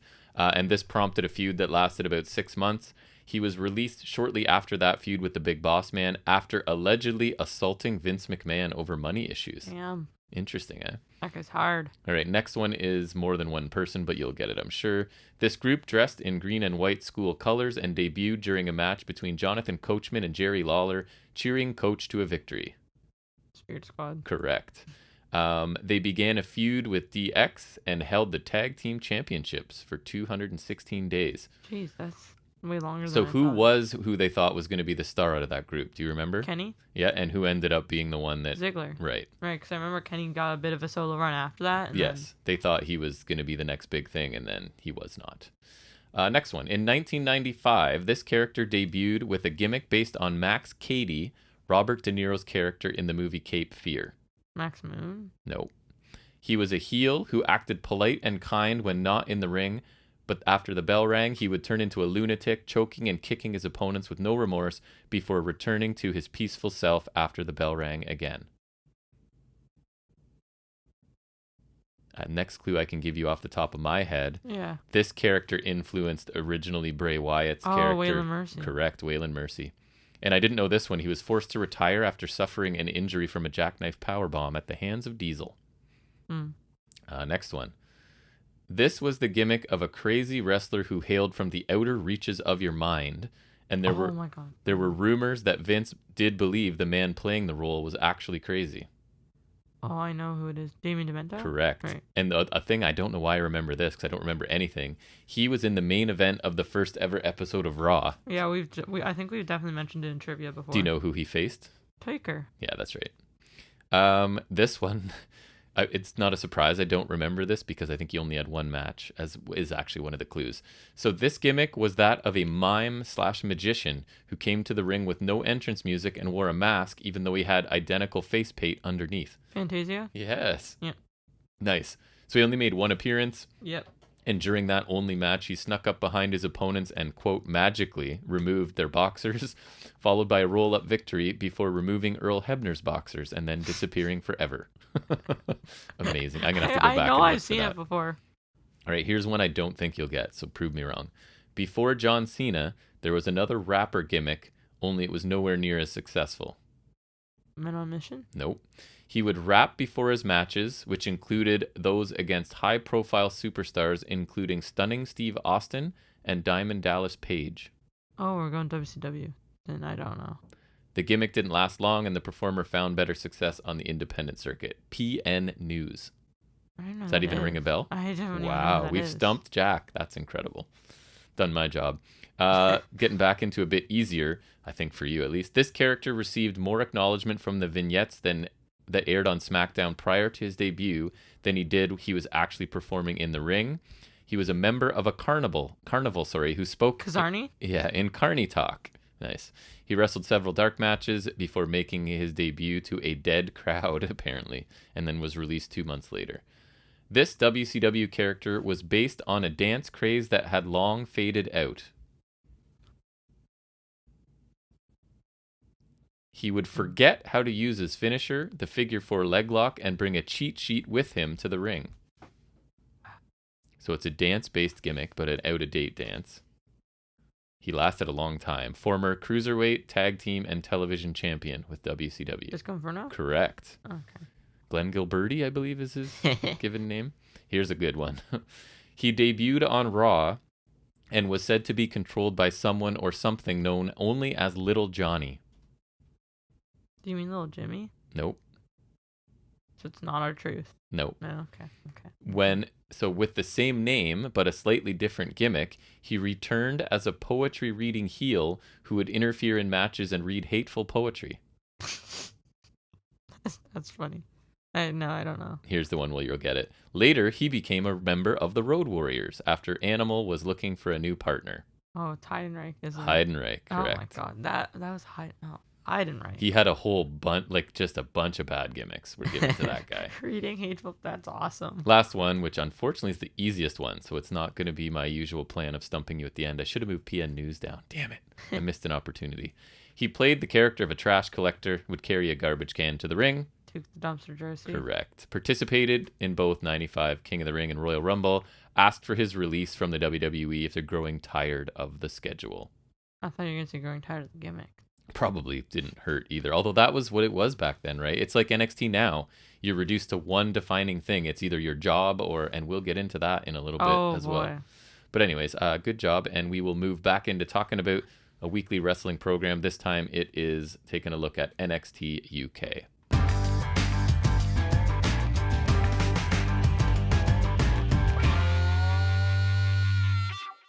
All right, so Booster Juice has magically arrived, and we are ready to talk about some NXT UK that we just watched before we came down here, basically, right? Mm-hmm. Peek behind the curtain. Mm-hmm. So it started with a quick recap and a hype video for the Mako Satomura Davenport main event, as well as... Whoa, Japanese street fight, okay? Correct. Come on. Correct. As well as the match to determine the number one contender for the tag team championships. And then we'd quickly see Mustache Mountain walking backstage, holding their championship belts, apparently on their way, because they are going to do commentary for the opening match, which is that final of the, I say tournament and then giggle every time because it was 4 teams, but yeah, it's Oliver Carter and Ashton Smith taking on Jack Stars and Dave Mastiff in this one. To be fair, AEW did the same thing, I believe, when Lucha Bros were getting their title shot pre-cage match. I guess so. That's fair. So, I mean, gotta be fair. It's not really a tournament, but it's if you need like a quick it's just, yes, tournament is generous. Strong word. Yeah, so this match is basically the story of sort of the beginning of the splintering, it looks like, of Stars and Mastiff, right? Because it kind of has Stars getting dominated a bunch and Mastiff trying to come in and clean things up, and then like Stars blind tagging himself in and Mastiff not really being happy about it, and then Stars wanting Mastiff to tag out later and Mastiff basically saying, I've got this, I don't need you to, sort of thing. So I don't know. It started out holds and counters. I didn't have a lot of highlights from this because I didn't really enjoy it, if I'm being honest. And then Mastiff gets double back body dropped by the other team at some point. They also do like a silly string kind of thing that leads to a splash, though. There's an avalanche double underhook throw by Stars at one point where he sort of needs to make the hot tag. And Mastiff does make the hot tag. He dominates briefly here, including an overhead belly to belly. And then Mastiff refuses to tag out, as I said, hits a German suplex, but misses the cannonball in the corner, which allows Carter and Smith to execute some quick tandem offense, ending with an assisted moonsault, and they pick up the victory here. I wasn't really a fan of this match. I thought the first few minutes were really slow and a lot of just basic holds and counters. And then the story of Mastiff and Stars starting to have issues and possibly split here seemed to come kind of out of nowhere.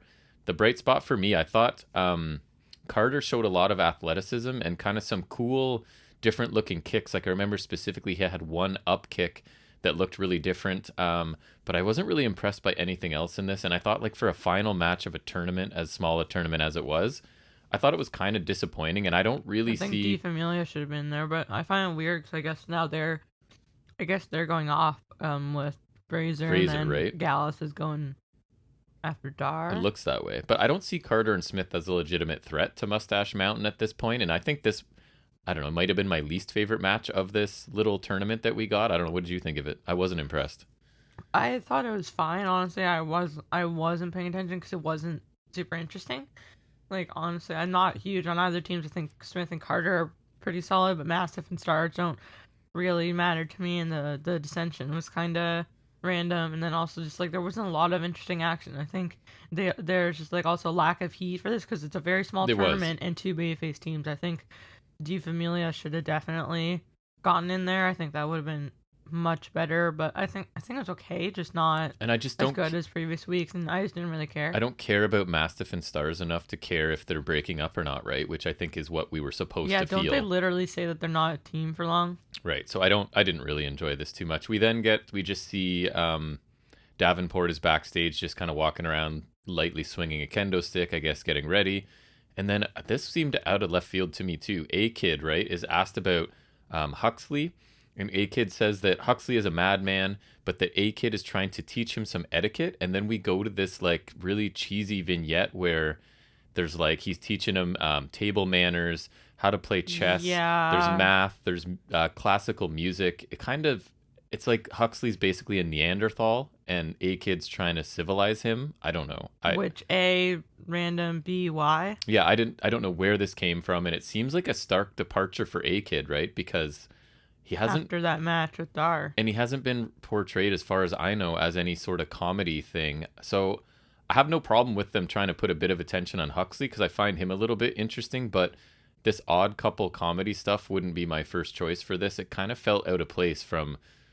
We haven't been regularly watching NXT UK for that long, but since we have, I thought the tone of this kind of felt out of place to me. I don't know. What about you?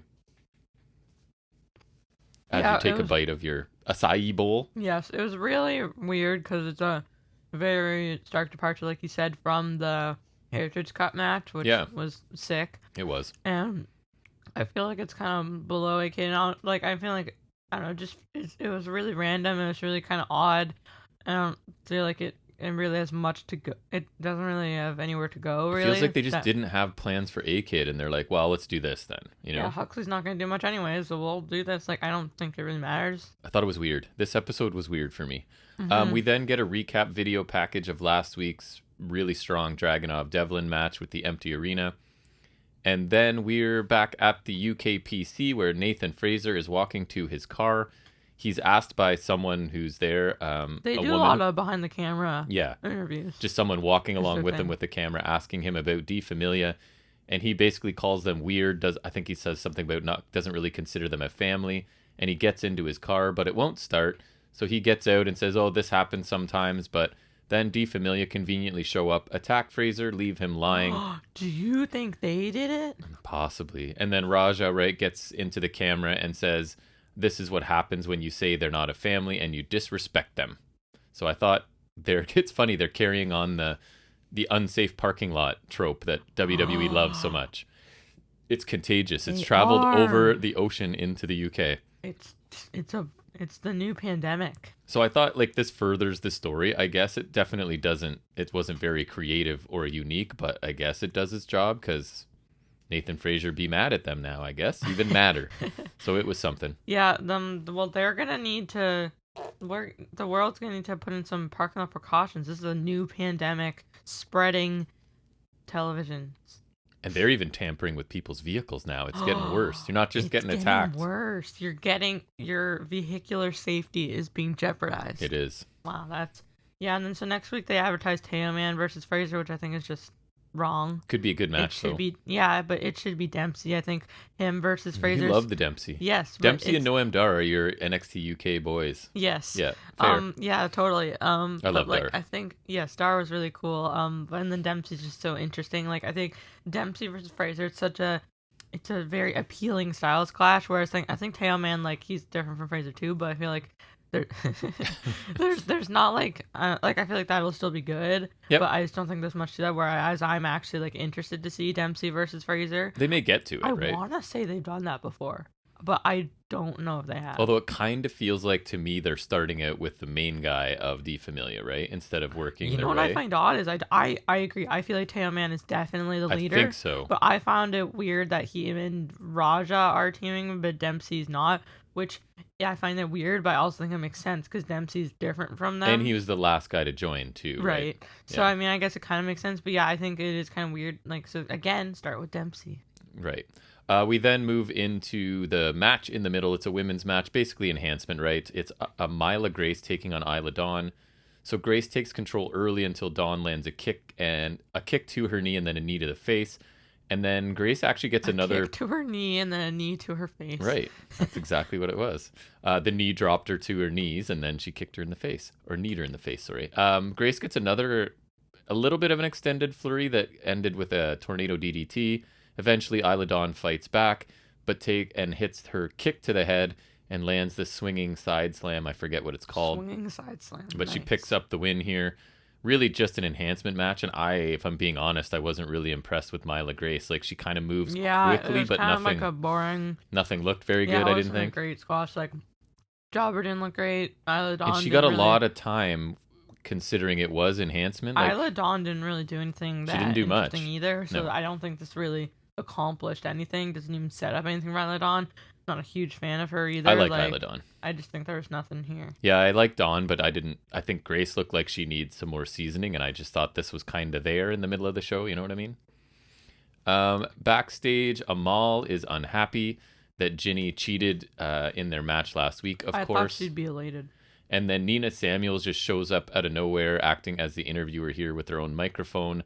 She basically calls Amal hopeless and says only hopeless losers cheer for her. So, of course, Amal is mad and basically... Yeah, that's why I boo her. And basically wants to settle this thing, so it looks like we're going to get a match. Felt like a really abrupt transition, right? From Amal feuding with Ginny to now, like, immediately within 15 seconds now has a match with Nina Samuels. Yeah, so is this like just like a small detractor? It's like, is this like the main thing now? Like, I don't know.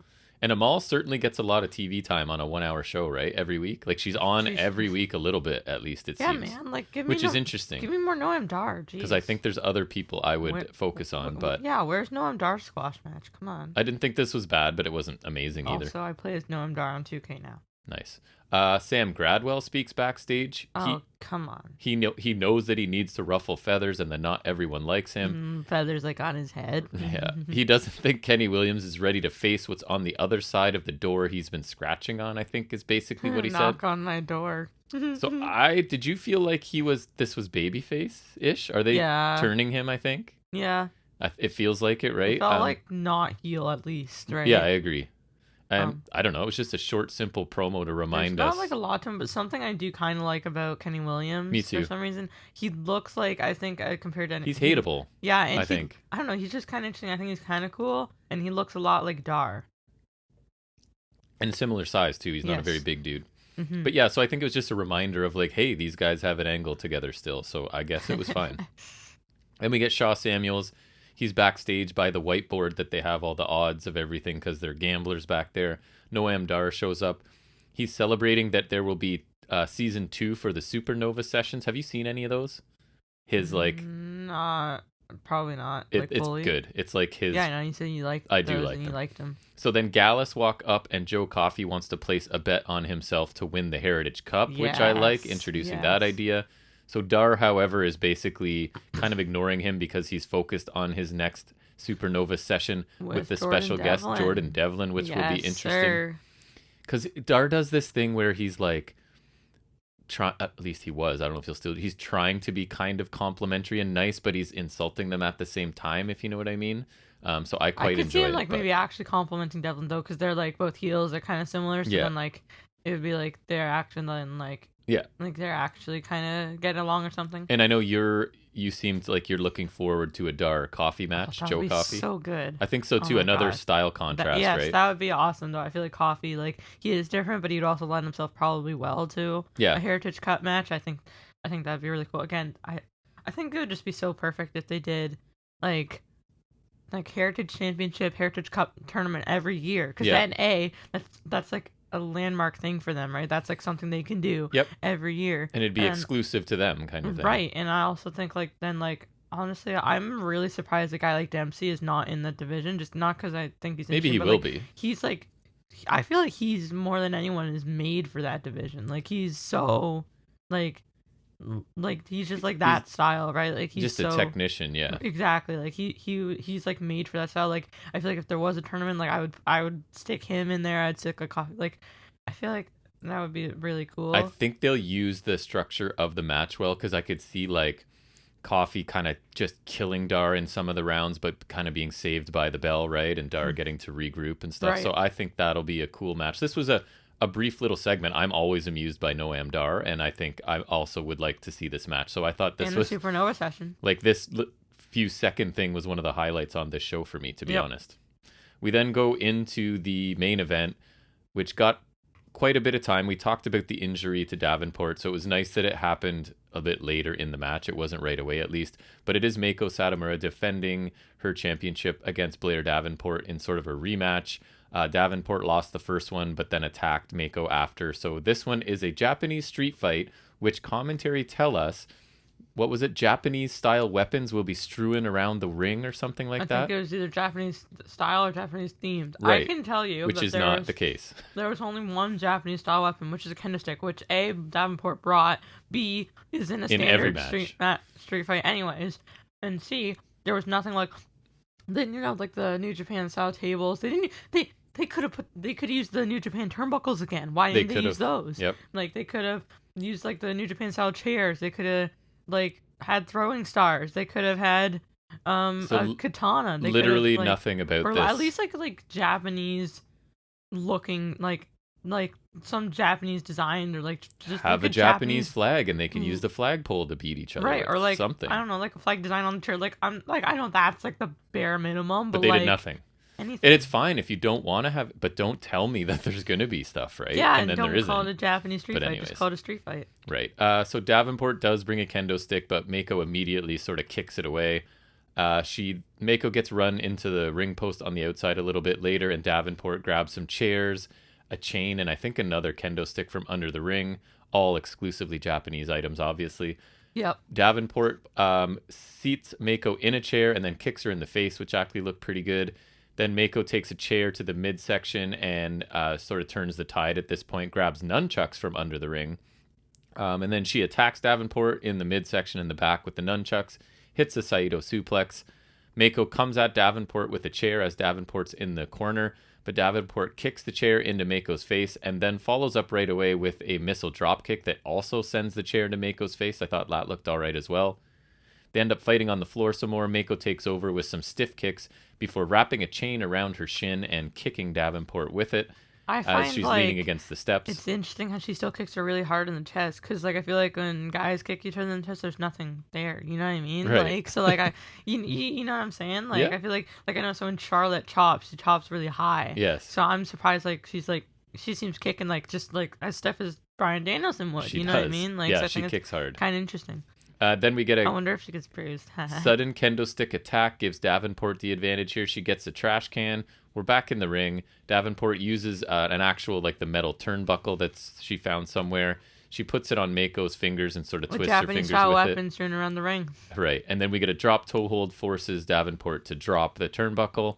We get a crossface applied by Meiko, but Davenport reaches a kendo stick and uses it on Meiko. So then she's basically applying somewhat of a crossface with the kendo stick. This was funny, right? Because Meiko's crawling to the ropes, and you can even hear the referee saying that the ropes aren't going to break the hold in a street fight, right? But Davenport breaks the hold as though she's supposed to. So that was interesting. Like she's breaking it as if she has to. And you can hear the ref going like, it doesn't count. There's no rope breaks or whatever she was saying, but it didn't matter because she broke the hold anyways. Just being nice, I guess. I don't know. Yeah, I consider it healed. There is such a thing, I think, right? And then we get the spot where Davenport goes up top, goes for a double stomp onto Meiko hanging off the apron, and Davenport's ankle completely folds. It's not even on the apron stomp. It's on like when she comes lands down to the ground, which I thought that's weirder to me. And her ankle is done, and she is screaming and writhing in pain. Like, and Meiko looks a little bit concerned as well. and the referee have to stop the match, and they literally have to put her on a Yeah. stretcher and get her out of there. So obviously it wasn't the planned finish. I do feel really bad I for... thought she was like, because I didn't know, I saw the result, but Yeah. like, I thought it was like, this was like a planned thing. And then, No, oh boy. definitely not. I'm telling you, this is carrying over to the UK too. The ringside area cannot Dangerous. be trusted. It's not safe. They need to lower the ring so it's like a couple feet lower so it's Exactly. safe to fall from. Or just like have like the Elimination Chamber. The ringside area is level with the ring. Right. Except there's just no Elimination Chamber. Exactly. That's what they need. Honestly, it's a safety hazard now. So I thought these two were having a good physical match before it had to be stopped, and I hope Davenport recovers quickly, because honestly her feud with Mako has elevated Davenport for me. Like I actually think she's pretty good, and I was enjoying the match, and it obviously could not continue. So for what we got, I thought it was pretty good. I would have liked to see what they were going to do to finish it, but considering it was truncated, as they say, I thought it was pretty good. What about you? Yeah, I think it was solid until the finish. The incident? The incident. But yeah, I think Mako had some cool bits with like, I like the kicks were pretty stiff, and with the chain that was kind of cool. The submission spot was kind of odd with the rope break, but I think generally it was a good match until they kind of had to abruptly end it. I mean, I don't know how long Davenport's out for. I can't imagine she's coming back soon. It doesn't look like anything that's going to be quick, no. I'm not sure what happens to this feud now, which is kind of a shame. And they may have to shift on the fly and put someone else in that spot, and I don't know who see it would who be. you do put. Ginny? Me That's either. all I'm thinking of. Could be, I guess, yeah. Yeah, like I don't know. I don't Kaylee know. Ray's gone. There's no one really on Mako's level. Like there's Mako is the type of performer who can take a face or a heel too, so that I feel anyways. I don't know. I'm not thinking, because it's like, I think Amal has been being kind of built, but she's also like I don't think she's ready occupied and Yeah, not realistic right. as No, yeah, she's not ready. She's not. She's kind of like occupied too. Ginny is might my be a thing. decent choice, actually. Right. She impressed me in ring actually more than I expected when we saw her. Overall, I thought this was probably, positively, I guess, It's a weak show the for them, weakest yeah. episode of UK that we've reviewed, right? Yeah, in recent weeks. The opening tag match was disappointing. The women's match in the middle was just enhancement that I wasn't really impressed by the enhancement talent.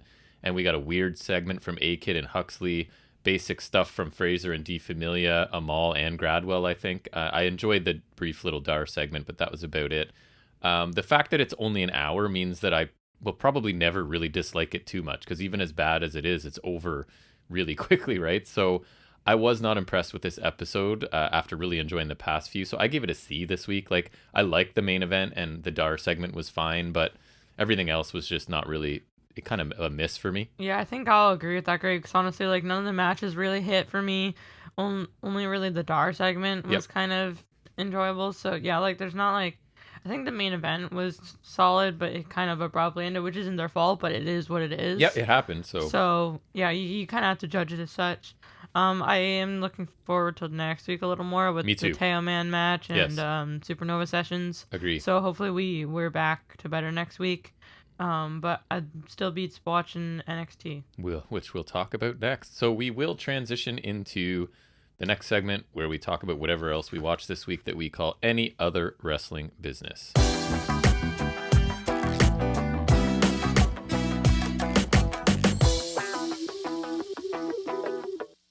So last week I kind of almost enjoyed NXT 2.0, which was refreshing. It was not bad, at least, but this week there were so many things on this show that were so bad or just ridiculous that I actually kind of got you to... Forced is a strong word, but we'll go with that. I definitely got Jack to watch none of the matches, right? But some of the segments I was just like, I want you to have seen them when I talk about them. No, that's good, because we're not allowed to enjoy NXT in this household anymore, okay? You're forbidden from enjoying NXT currently. I did not enjoy this, that's for sure. Yeah, I was saying I almost want to watch it because it's really bad, but I don't think I can force myself to do that every week. I can just do what we did this week, where scrub through the stuff and just highlight the really bad stuff for you. I don't even want it. It doesn't deserve my watch.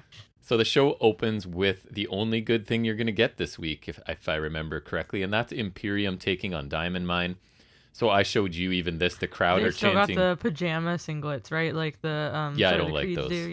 The crowd is chanting Walter right from the start, to the point that commentary couldn't even ignore it, right? And have to remind us that, like, despite what the crowd says, his name is Gunther now. Right. So I thought that was funny. Yeah, that was nice. Good for the crowd. I mean, you can't pipe that in, right? Or you Nope. can't pipe it out, I No. guess. And also I feel like the Creed's singlets, like that's like if they make Diamond Mine pajamas, it's gonna I look like just that. don't like those ones, and I Yeah. like the Creeds, but That's I swear, like literally, that's like what the pajamas would look like. Like I have like the office ones. It's like a bunch of Dunder Mifflin, right, like the the mug or logo whatever. repeated, yes. Right. So it's like, that's what the pajamas would look like. Maybe Wendy Chu could wear them, join Diamond Mine, and wear pajamas. Could. So the early story of this is that Gunther takes out Roderick Strong with a Walter, boot. come on. With a Solidarity. boot, true. With a boot to the head as Diamond Mine are still sort of finishing their entrance in the ring. So Roddy's out for a whole bunch of this match, and even when he returns, he's sort of off and on selling this kick to the head. One boot, really? It is Walter. It is Walter. To be fair. It did look pretty good. Eichner, as usual, demonstrates his crazy power against Brutus, who's the larger of the Creeds, right? He catches him out of midair at one point, squats with him on his shoulders, and then hits a Samoan drop. Julius, I like this move. He gut wrench suplexes Brutus, and it turns into like a splash onto Eichner. So it actually looks like it creates a little more force. It's not just something to make it look cool. Like it looks like he's sort of driving him down. Right? Yeah. So the finish comes when Imperium take out Strong and Julius. Strong and Julius on the outside. Brutus runs over and takes out two of the Imperium, but then he gets back in the ring with Walter. Briefly escapes a sleeper hold applied by Walter, but gets hit with Walter's power bomb. An Imperium bomb. And the match is over in 12 minutes. I thought it was a good opener. The Creeds continue to impress me in the ring, at least. I mean, we'll hear them speak a bit later where I'm definitely less impressed. But I thought the crowd repeatedly chanting Walter was funny. Definitely the right team won here. And the right man earned the pinfall, I think, because it's Walter. An entertaining start to the show. And it would turn out to be one of the only bright spots on this entire episode, to be honest. Mm-hmm. My only worry with the Creeds is because this company hates tag teams, right? Has zero respect for tag teams. So I don't see either of them as a singles star at this point. Even though Julius Creed is the second coming Kurt Angle, okay? But as a tag team, they could be amazing. But I have zero confidence, right, that WWE will handle this well. Exactly. Like, they should be the new Steiners, basically, in my opinion. That's not a bad comparison. That's kind of how they're being presented right now. But I doubt that they'll be that feels more treated apropos properly. Than Kurt Angle. I agree. We then get a recap of LA Knight earlier today, talking about how Grayson Waller is avoiding facing him, and Harland and Joe Gacy walk up. Gacy says Harland can relate, as Harland also has had to move on from unfair restraining orders, and so he can help LA Knight do the same. Knight acts like for a second that he's going to go along with what they're saying before he, in his like rock light way, challenges Gacy and Harland. It doesn't matter what you think. To head to the ring, where Knight may pick up 2 more restraining orders, he says, after stomping their asses. So I actually didn't have a problem with this segment compared to pretty much everything else on the show. I kind of enjoyed the implication that Harland has had restraining orders against him. I thought that was kind of funny. Knight's part was kept pretty short, and he was a little less over the top than usual, so I preferred that as well. I think I made you watch this. Toxic Attraction are in the ring to speak after a commercial break. Yeah, you probably did, because they suck at everything. So Gigi addresses Indy Hartwell and Persia Parada, saying even the most unworthy people fall into luck sometimes.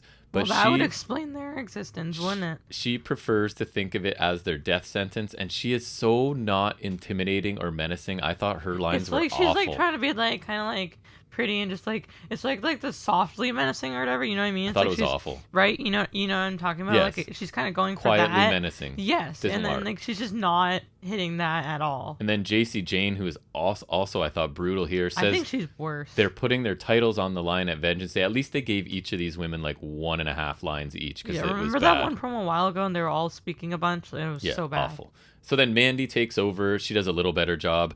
Kaylee Ray ends up coming out with the bat. Mandy tells Kaylee Ray to drop the bat, and then she'll send JC Jane and Dolan away. And Kaylee Ray, for some reason, agrees and gets in the ring. Kaylee Ray talks about being a champion of an entire continent for over 600 days, and Mandy thinks That's less impressive than her own ad campaigns, magazine covers, and Bikini World Championship. Kaylee Ray, which was my line of the night probably on this show, says that while Kaylee Ray was dominating in the ring, Mandy was slipping on the wet WrestleMania ramp and sucking Otis's face off, which I thought was pretty awesome. So funny. That's like Brandy Rose getting in one good line. Like there's one line of this that was good. Mandy says that she's now the hottest thing in WWE and what they need as a champion. To be completely transparent in the nicest way possible, all the talent in the world will never replace this, as she like points to her own body. Basically saying like, yeah, you're more talented than I am, but I'm hot. Yeah, I'm hotter so than you. Great. So smart. Which is what matters. At least she's got her in a wrestling company for sure. Kaylee Ray says that she'll have her title match by the end of the night, and Mandy says it's doubtful before Kaylee Ray drops her with what I thought was a pretty nice looking slap to contrast Brandy Rhodes. This one looked pretty good. So Gigi and Jane rush in, but Kaylee Ray grabs the bat, and basically Toxic Attraction end up running away here. So I thought Jane and Dolan were awful, even in like the one line they were given. Mandy was kind of shaky at first, but then I thought she was fine for the rest of it. She sucks. Kaylee Ray was fine too. Her shot at Mandy was the highlight of it, right? I think the Otis and Mania line was the best. I thought this could have been shorter, but I don't think it was bad necessarily. I was just showing you for how bad Dolan and Jane were, I thought. Yeah. I just at this point had no idea how much more of this we were going to get, right? This was now a show-long thread that we're going to be pulling at, unfortunately. So Mackenzie's backstage with Cora Jade, asks about her match with Raquel Gonzalez. Jade says she wants to prove to Raquel that she's tough enough and that together they can win the Dusty Classic. She might get her ass kicked against Gonzalez tonight, but she's going to prove that she can hang. Raquel comes in and says she can still back out, but Cora Jade does not want to. Jade continues to me to be really awkward in her delivery on the mic and in the ring, if I'm being honest, but the content of what she was saying was fine. And basically it turns out that she's exactly foreshadowing, right? The line about like, I might get my ass kicked, but at least I can hang. Like that's exactly what happens. So not even subtle. It's fine. So Toxic Attraction are then leaving the building, about to get into their SUV when they're asked about Kaylee Ray getting a title match. Mandy Rose still says no. So the other two, Jane and Dolan, get into the vehicle as Mandy continues to speak a little bit here, and you can kind of immediately see where this is going. The parking lot is a dangerous place. So are we to believe that the other two get in the vehicle and don't notice that somebody else is in the driver's seat? Can they not see it in the front, I guess? I don't think so. Is it like a limo? It's not a limo. No, it's just a normal SUV. Right. But anyways, Mandy says Kaylee Ray isn't on her level and doesn't deserve her, then goes to get into the car, but Kaylee Ray pulls down her hood. She's already in the driver's seat, so she drives off with Gigi and JC Jane there, and she says she'll be back for Mandy. So we've got kidnapping going on in the parking lot at NXT. The parking lot is a dangerous place. People get hurt, cars get damaged, cars get hijacked. They do. People get stolen. It is not a safe place. It is a raging pandemic across the face of our televisions. So I thought this was predictable once I saw the other two get in the car, but I still didn't hate it. Kaylee Ray's doing her best, right, to get leverage on Mandy because she wants that match, and we already know NXT 2.0 has no authority figure to stop any of this. This is the best way to, if we're going from the perspective of no authority figure, right? This is the best way to, because probably makes sense. I mean, sure, no it's stupid to attack the champion, get a title match, but there's no authority figures there, so you just have to leverage the champion. Exactly, because Mandy's saying no, so this is what she's gonna do. We then get Raquel Gonzalez taking on Cora Jade. So Gonzalez controls things early, including catching Jade out of the air for a side slam and a suplex. Jade counters with a stunner at one point, and then she gets some time in control to show that she can hang with Gonzalez as promised, because that's the basic story of this match. The finish comes when Jade hits a springboard Rana and an Enziguri. She then runs at Gonzalez, gets caught, picked up, and Chingona Bomb out of nowhere for 3 as Gonzalez wins. Make Gonzalez look nice. Wins in 6 minutes. Oh, nice. So for us, we kind of miss a little bit of it near the end because I thought the feed was going out on the broadcast, but it turns out, I think the best guess is that Gonzalez was having a wardrobe issue. Once you point that out, what the camera work lends credence to that. As soon as it was anything that was going to show the front of Raquel Gonzalez, the screen went blank, right? It just went black for us. Then so they would kind of camera behind her. Right. After the match, Raquel nearly leaves, but she comes back. She now has some massive respect for Cora Jade's ability. She accepts Jade's offer to She join lasted in the ring for 6 minutes. So that's it. She joins the Dusty Cup since Jade has impressed her with her competitiveness. And I'm pretty hard on Cora Jade. I thought she looked better than usual here, and there was no like actual major glaring mistakes. It was only 6 minutes, and I guess it accomplished its goal, so I can't complain too much. I don't think it was very good, but it was the best Cora Jade I've seen so far. We then get a replay, the exact same vignette of Saray's new schoolgirl character with her grandmother's necklace vignette. So this necklace is very important to her, and we're going to see it makes her some sort of magical being, which is great. But Warrior of the Sun. We're not quite ready for that yet. We then get a recap of Pete Dunne smashing Tony D'Angelo's hand with a cricket bat because he's British. That is the only reason.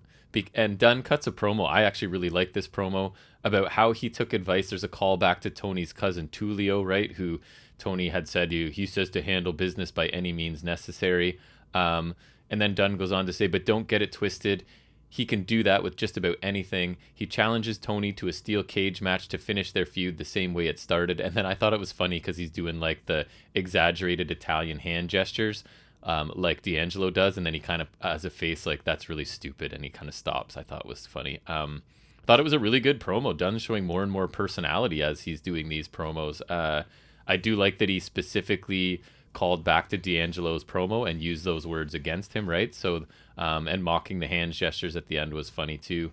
And I mean, I hate D'Angelo's character. I can't tell you how much I hate it, but I have enjoyed a couple of his matches, right? So this could be another good match between these two. Who knows? I did make you watch the entrance for this. This was Saray versus Kayla Inlay, who I don't know who that is. I don't remember if she's been on before, but her facial expressions were ridiculously over the top. But anyways, so Saray's entrance is the only thing I want to show here. She is shown backstage, right? And she's dressed as a schoolgirl. And then the camera's behind her, and she's walking into a really bright light.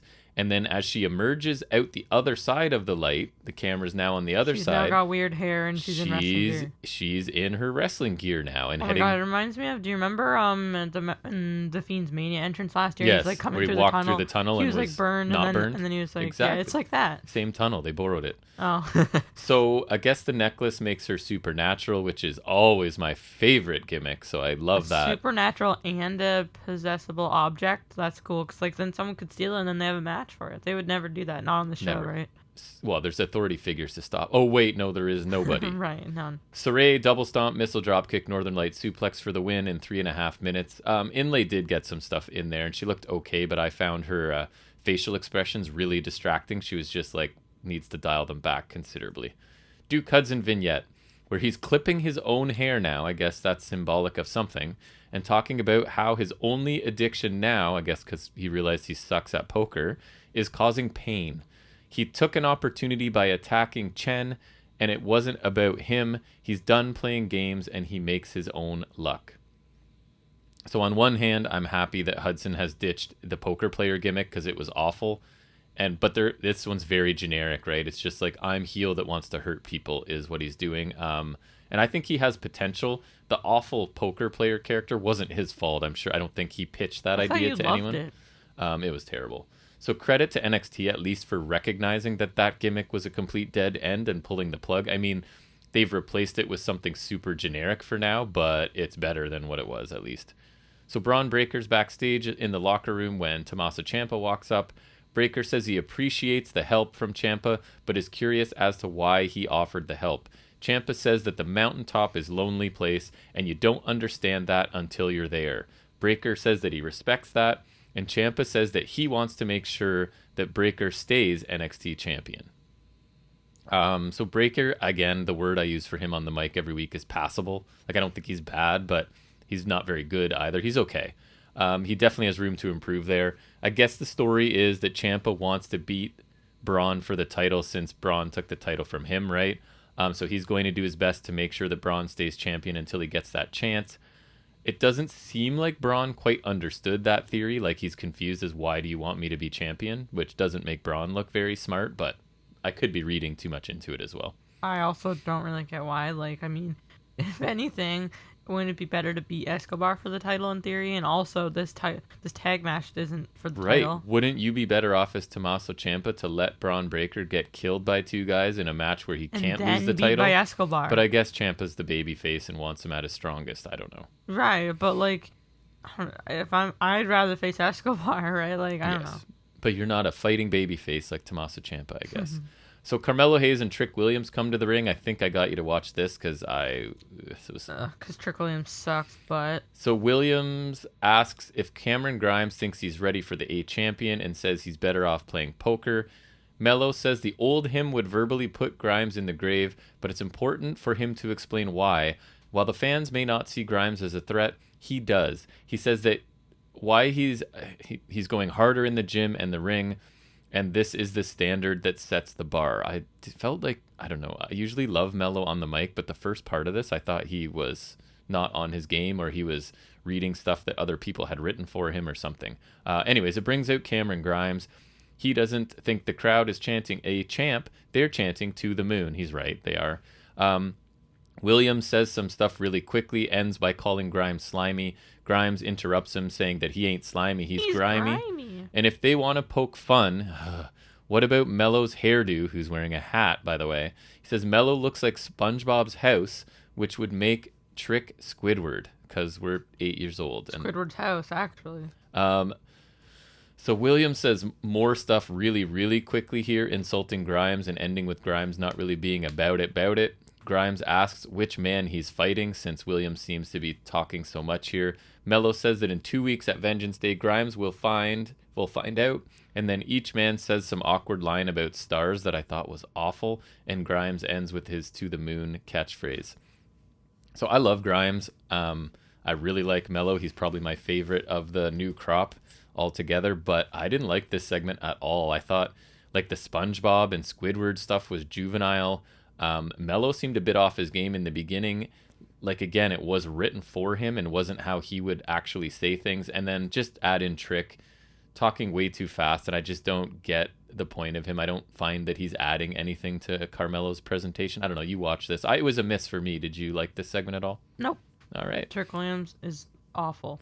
So we then get Idris Anafi and Malik Blade. They're backstage talking about needing a tag team name, which I agree with. I feel like they're going to be a tag team for a while, so they may as well have a name. They start out by saying they're bold, brave, and confident. So they are Team BB. Nope. So we're getting those kind of jokes already. We're getting SpongeBob stuff and BBC. So Anafe brings up Mandy Rose, and he tells Malik Blade to close his eyes. Imagine what he would say to Mandy if she were there, because they want to ask her about what they should name their team. So Blade does, and he starts, as he starts to say how he would ask Mandy, she actually bursts through the door and falls literally into his lap. Kaylee Ray comes in. Attacks Mandy's a strong word, because she kind of just pulls her jacket. This kind of makes Kaylee Ray look dumb. She's carrying this bat around, right? And she doesn't ever hit her with it. With her, I guess? I don't know. So both women run out of the room. Anafe says that they should probably get up and help, but Malik is holding something on his lap and says that he needs a minute. So we're getting boner jokes now on this show. My God. So again, more just super juvenile stuff that kind of was cringeworthy for me. We're not very far into the show. We've had supernatural transformation, SpongeBob insults, multiple dick jokes. Is this edgy? You're the demographic they want. Yes, it's the edgiest thing I've seen. So is this edgy and attracting you, 14-year-old? Yes. So you're definitely all in now on NXT? Yep. And I watched it this week too, because, yes. I can't see this working. I don't know who this is for. I don't know who's writing this, but it's bad.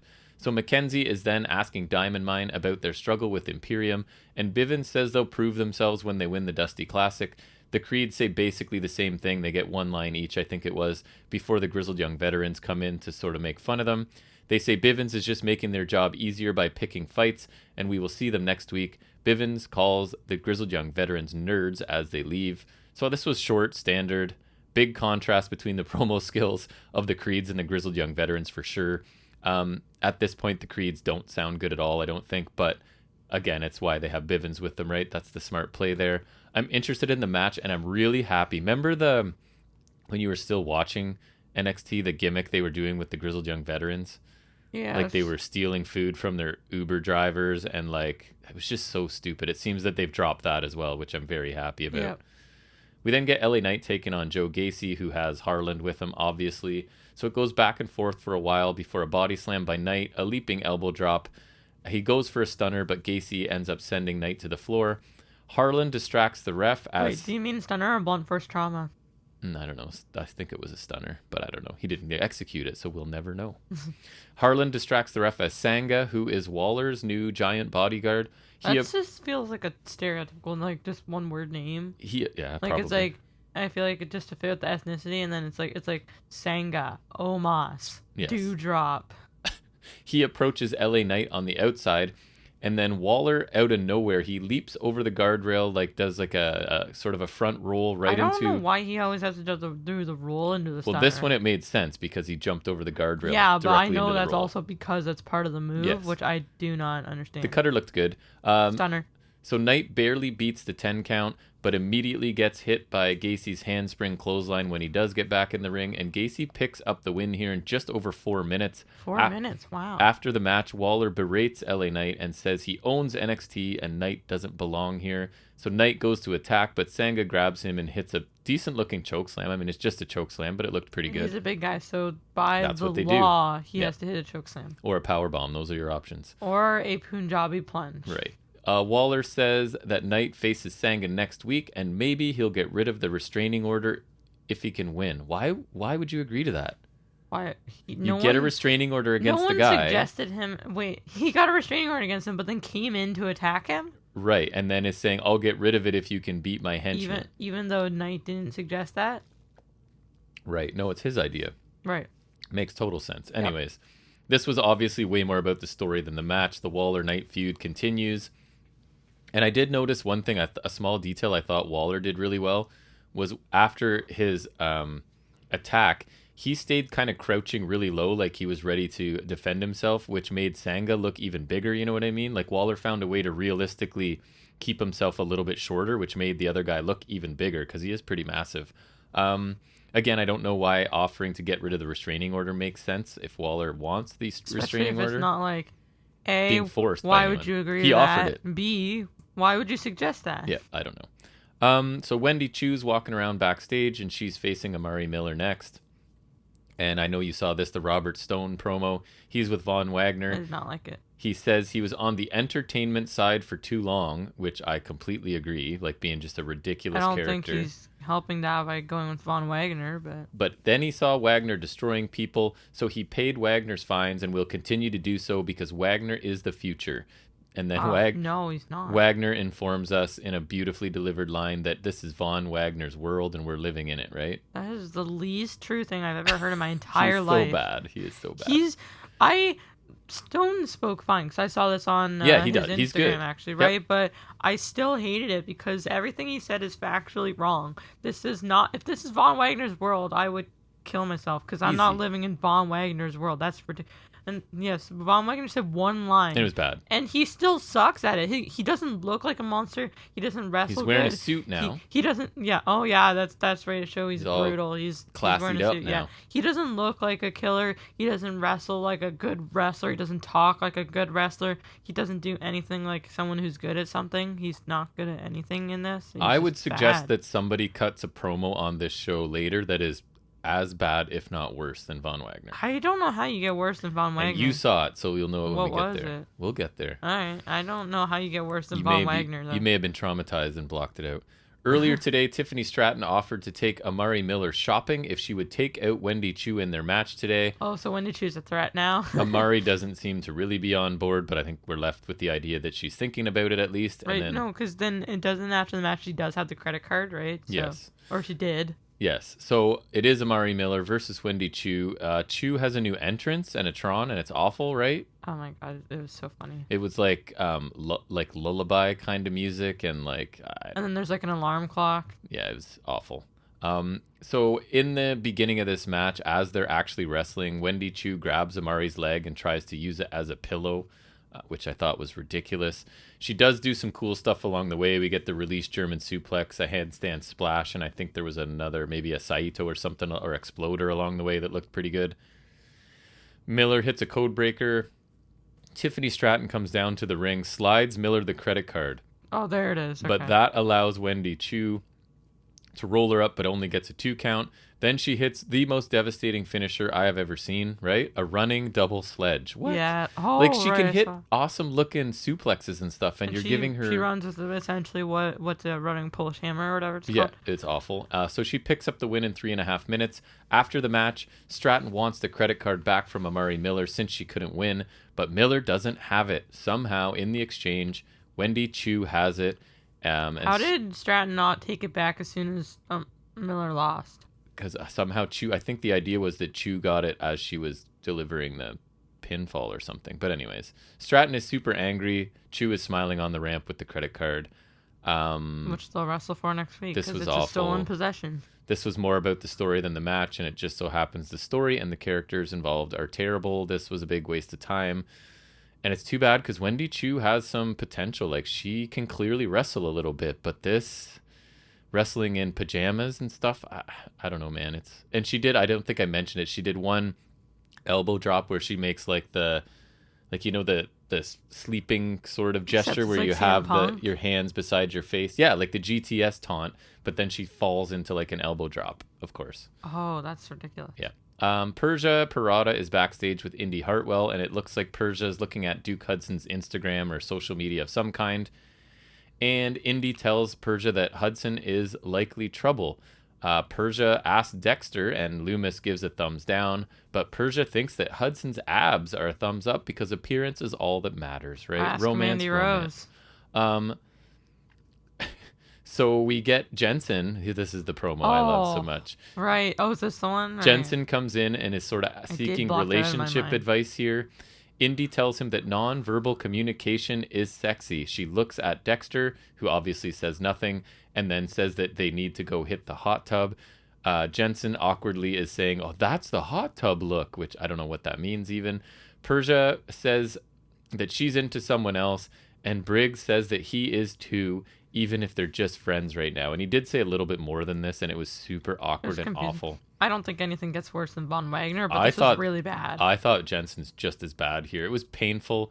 Like, I think consistently Wagner's they the worst. threw 3 romance stories into one here, right? And Index, I can't Persia. stand any of them. Oh my, they did do that. They tripled up on romance in one Wow, story. that- And again, younger demographic that they and there's want. still more too, because there's still the Blade and Yes. Rose and is the Electra Lopez thing done? Yes, seems to Okay, be. good. Is this appealing to you, younger demographic? Absolutely, as I did watch this by my own devices, and I loved it. So this was another waste of a segment. We then get a video for Draco Anthony. So I don't know if you remember this. I don't know if it's when you were still watching or not, but we got a vignette for him like a month ago or more where he was in a coffee shop, and it was like kind of a dark vignette. I thought that was an Afe. No, that was Draco. So now he is like, his big thing is he just grinds. He works harder He's been than everybody on else. to get on 205 Live a lot. And he's a former military guy, and he just works harder which than is everybody. why he wears camo pants, which is that's his defining thing right there. And it's something about when your day starts, he's already done a ton of stuff or whatever, which makes me laugh, because if his whole gimmick is how hard he works, then the match isn't consistent with that story, but we'll get there. We then get a vignette for, this is something else that made me laugh. Nikita Lyons, remember this? I've seen her on. Remember, I showed you. She has like really bad ring gear. She is the daughter of a musician, a bassist, I think It's it like was. that weird gold and a chain roadie. thing or whatever. Remember, it was Yeah. like really bad. So she's As bad writing as this. she's writing lyrics in a notebook as she talks about growing up on the road and being I influenced almost want to watch this by again. shady promoters and musicians. All of her experiences have led her to this point, and then we get to hear her sing or rap. I guess it's R&B. I don't know, whatever it is. She says she's part of the NXT women's division now, and if she attacks the ring like she attacks the track, meaning the music, I guess, I women think she's track and field. the women better watch out for her roar.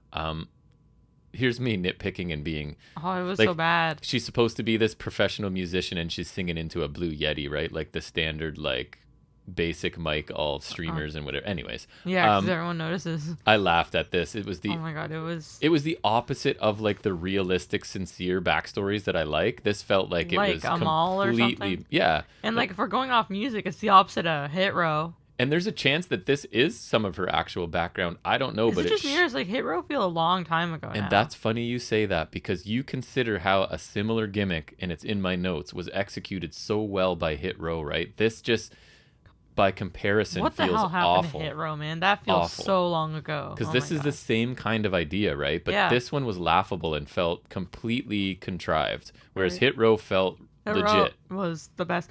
It doesn't even feel like they lasted long, but it feels so long ago now. It's sad. So that was just another brutal segment. Mackenzie is now congratulating Saray, who dedicates the win to her grandmother. She says she can do anything with her necklace. And Dakota Kai, of course, shows up laughing, saying she can tell the necklace is important to Saray, but as a warrior of the sun, she must know that no matter how important a relationship is, the sun always sets on it. So it's more of this Dakota Kai is determined that nobody could ever like anybody. Like no relationship will ever work out. But she's just kind of drifting around the roster complaining about this, right? So, yeah. So, I guess this is going to set up a match. Is she still doing, like, the psychotic thing? Yeah, it will. A little bit, but it's kind of toned down. But, yes, basically, she is still. And, I mean, I feel like she's got to lose that match, right? They're not going to have Saray lose. Yeah, because she can do anything with her necklace. That's correct. Unless Dakota steals it or something, I guess. I don't know. And then they have another match for it. I don't see the Saray gimmick gaining any traction either, but So maybe she does lose then? I don't know. Andre Chase takes on Draco Anthony. So remember, nobody works harder than Draco Anthony. No one trains harder. So then he has to beat someone who, like Andre Chase, who's not very high up the card, right? Not high up the card. He's jobber to the stars, man. He is the guy everybody beats, right? That's true. So we get really basic stuff by Anthony early on. So you think it's like an NXT debut win for him, right? You would assume, right? Belly to belly and a bow and arrow by Anthony, but Chase eventually escapes. We get a really stupid spot. I think they screwed this up, because Draco grabs the Chase U flag from Bodie Hayward. Is that his name?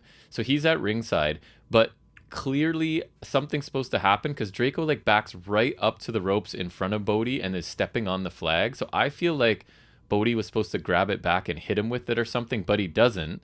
So the positioning was awkward, but nothing really happens. Bodie just ends up grabbing the flag back, and then Chase hits a hammerlock flatliner that I kind of liked. Oh, that's kind of cool. He picks up the win in 4.5 minutes. So you lost to Andre Chase in 4 minutes. After you get a vignette about how you outwork everybody, you can't beat one of the biggest jobbers on this program. Outwork everyone?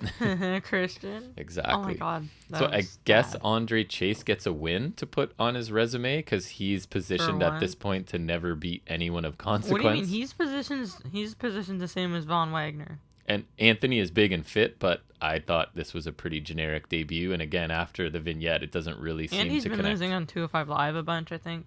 Or winning on 205 Live. Doesn't really matter on 205 Live. Who, Chase or Anthony? Draco Anthony. Good for him. So Mandy, still running from Kaylee Ray, ends up in catering, where a full sheet cake just happens to be sitting on the counter. And like spaghetti or something? So Kaylee Ray pops up from behind the counter. So she kind of fails at almost. She chucks this large bowl of spaghetti kind of all over Rose. It doesn't quite connect as well as they want. She doesn't really connect, and then she kind of has to like fix that up a bit. But are we to believe that even though Mandy is running from Kaylee Ray was there first waiting for her? Or did she sneak in behind, I guess? Maybe, I guess that's possible. Realistic. And then obviously the cake also gets thrown into Rose's face and doesn't connect quite as well as they want. Cake in wrestling always... Has to be. It has to be like that, yes. Rose demands to know why Kaylee Ray is doing this, and Kaylee Ray responds by saying, "Yeah, actually have to answer that question." You know what I want is basically what Kaylee Ray says. So now, add to the list of childish things, we get a food fight as well. And again, Kaylee Ray walks around with a bat, but doesn't use the bat. Instead, she's throwing spaghetti and cake on people instead of just whacking this girl in the shins or something and saying, give me a title shot. That's super painful. Like bashing your shins. Just hit her in the shin like I 5 times, and I then don't get boom, it. you're good. Or Like, even threaten her with it. Corner her and threaten her with it yeah, until she says yes. I hate getting like bashing my shins. Like, yeah, do that actually. That's actually a good idea. But anyways, we go to the main event, which That's actually a is smart idea. Sorry. Legado del Fantasma, which is Wild and Mendoza in this case, taking on Ciampa and Breaker. Is Electra Lopez still with them? She what? I think she came out with them. Yeah, yeah. Remember, she chose Escobar in them. Yeah, I know, but I mean, like, is she still like out there? I'm pretty sure she I was. I haven't seen her in the things. So along the way, Ciampa and Breaker hit stereo delayed vertical suplexes. Breaker then sends Wild to the floor, and when he follows, he rolls Wild back into the ring. Escobar gets involved, runs Breaker into the ring steps. Legado have control of Breaker for a while, including that repeated like quick tag corner clothesline spot or whatever it is that I don't enjoy. Ciampa eventually makes the hot tag, runs over Legado with corner splashes and clotheslines as he tends to do. Ciampa later pops Wild up for Breaker to catch him and deliver a power bomb. Escobar provides another distraction. Mendoza hits a missile dropkick and a sweet, I guess it's a Phoenix splash. Is that the 450 where you're facing out of the ring? That is correct. It honestly looked effortless for Mendoza. It looked really nice. The finish then comes when Breaker knocks Wild off of the top, who crashes through the announce table.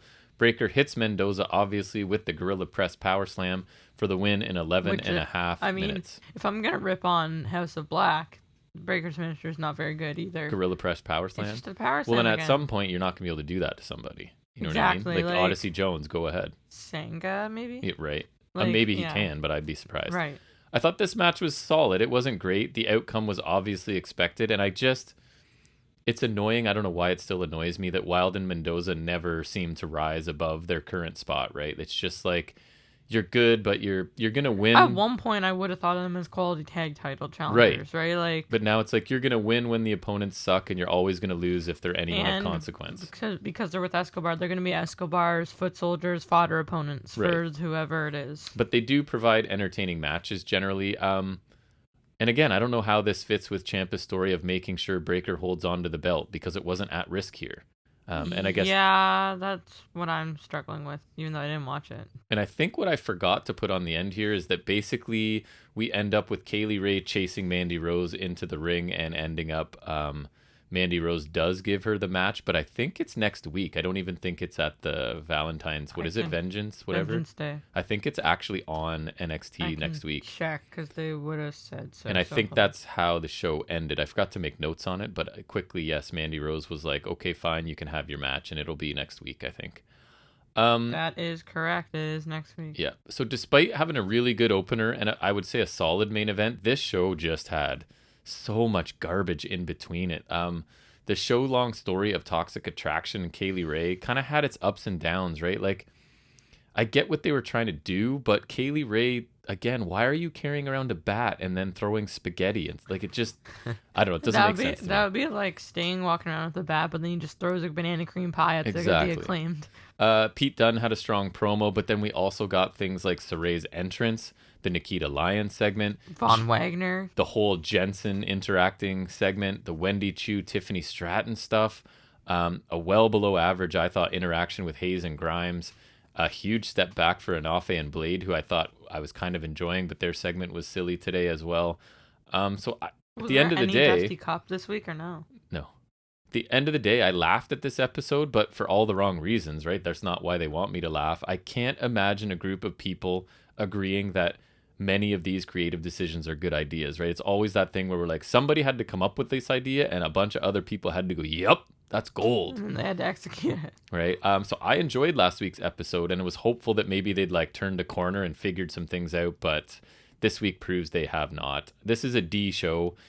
The only thing worth watching is the opening match. The only reason it doesn't fail is because the opener was good and the main event was acceptable, but a bad show. And for next week, so yeah, there's Kaylee Ray Mandy for the NXT Women's title, and then an equally important women's match, Wendy Chu versus Tiffany Stratton for it says here, Tiffany WWE and the realist Wendy, that's just the Instagram handles, grapple over Daddy's credit card.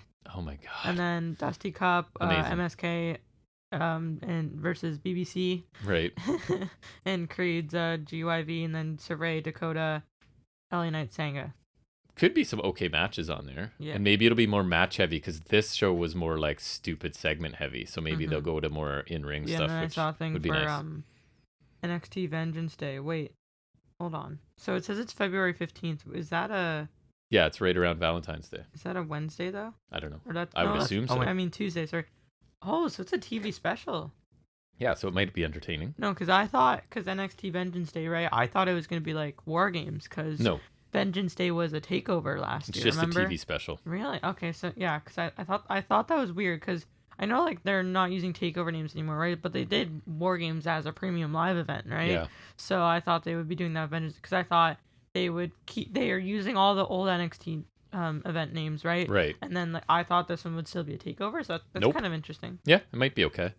What else? I watched Impact last night. Only 3 things I wanted to say. I did end up enjoying, I told you, the Jordan Grace, Matt Cardona match, even though I was annoyed for a while because I was telling you he was doing the whole, like, doesn't want to hit a woman and hesitates to execute moves and kind of regrets it when he does hit a move. And it was annoying me because it's Jordan Grace, first of all. She's a beast. You don't have to worry about hurting her. She could kill most of the men that are wrestling, in my opinion.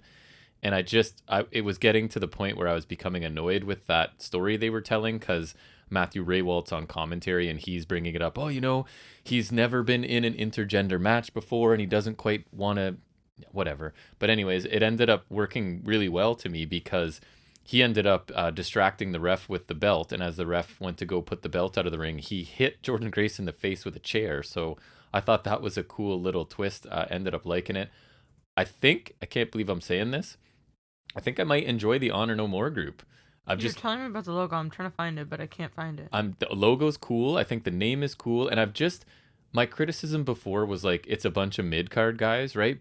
But I think that's okay because it's Impact. Impact has stuff going on at the top of the card with Moose and Morrissey and all that stuff, right? So maybe Alexander. They also added Kenny King this week. And normally I'm not a Kenny King fan because I feel like he's been the exact same character for, I don't know, 15, 20 years. But this felt a little bit different, a little bit more of an edge. And he kind of explained their motivation where they were kind of working in the honorable place and thought that they would be rewarded for that. And then basically they were just all released, right? So now they're like, there is no honor in wrestling. So we're going to go where we want to go and cause crap, which I thought was reasonable. So it kind of helped. I might be into it a little bit, especially if King's the mouthpiece and we can get kind of Bennett to say less. I'm fine with that. Mm-hmm. The only other note I had is Masha Slamovich won in a squash match. She is awesome, and her finisher, the Russian death device, looked sick. It's like a kind of a jumping driver. I can't really explain it, but she is cool. So anyways, And do you have anything for any other wrestling business? Because we didn't last week, but I'll look at because we have the year-end awards for the PWI. We do. Mm-hmm. We get the magazine. So first one was Rookie of the Year, which is Cargill. That's kind of obvious. Mm-hmm. And the runners-up are really not good. There's Braun Breaker as runner-up. Then second runner-up is Bad Bunny, and third runner-up. You ready for this? Yep. Brock Anderson. That's ridiculous. Fan voted too. Well, obviously. That's fun. Most improved was Britt Baker. With runner-up being Bobby Lashley, Trevor Murdoch, and Deonna Purrazzo. I think that's generally pretty good. I don't know how much Purrazzo improved. She's always awesome. No, but I mean, like, I guess from WWE, right? Yeah, that's true. Because she didn't really get much. She did not. And 2021 was... I mean, I know she was also in 2020, but I think most of her stuff was 2021. Right? Yeah, so she had a huge year. Comeback of the year, you want to take a wild guess who that is? That would be Chick Magnet Punk. Yes, correct. Yeah. Runners up are Sting, Christian Cage, and Becky Lynch, so that's largely disgusting for me. Yep. But I think that's kind of an obvious one. Inspirational Rest of the Year, Gross, Edge.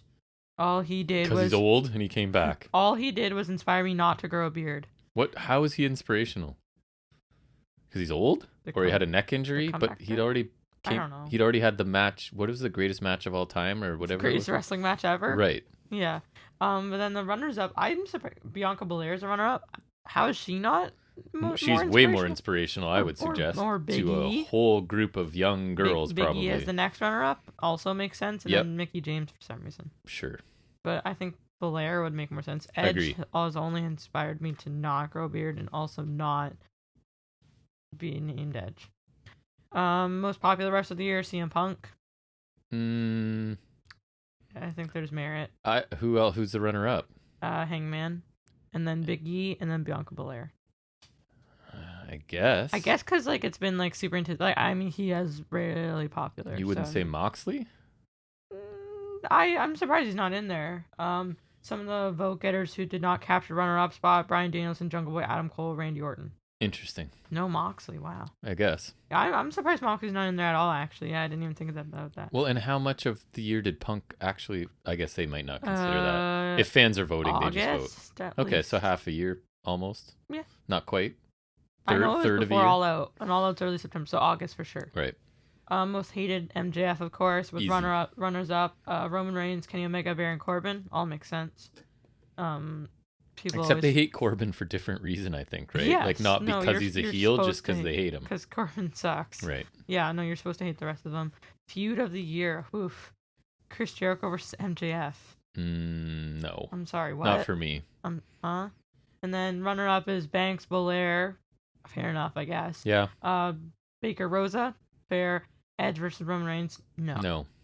And so some of the ones that did not get a spot: Cole O'Reilly, Omega versus Impact Wrestling, Edge Rollins, Cardona, GCW. Where's Hangman Omega? Where's that? How is that not anywhere here? Like that Weird. Dude is sick. Independent Wrestler of the Year, Nick Gage. Then runners up are Trish Adora, Tony Deppen, and Effie. I can't really comment much on this. I've seen Adora and Deppen. I haven't seen any Effie yet. I've heard good things. Yeah. Match of the year, Baker Rosa. Fair.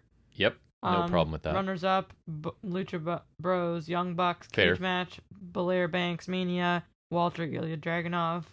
Runners, the ones that did not get runner up are Reigns, Edge, Bryan from Mania, which I think is fair. I love that. Omega Danielson, yes. Omega Phoenix from New Year's Match. I forgot about that one. That one's pretty good. It was.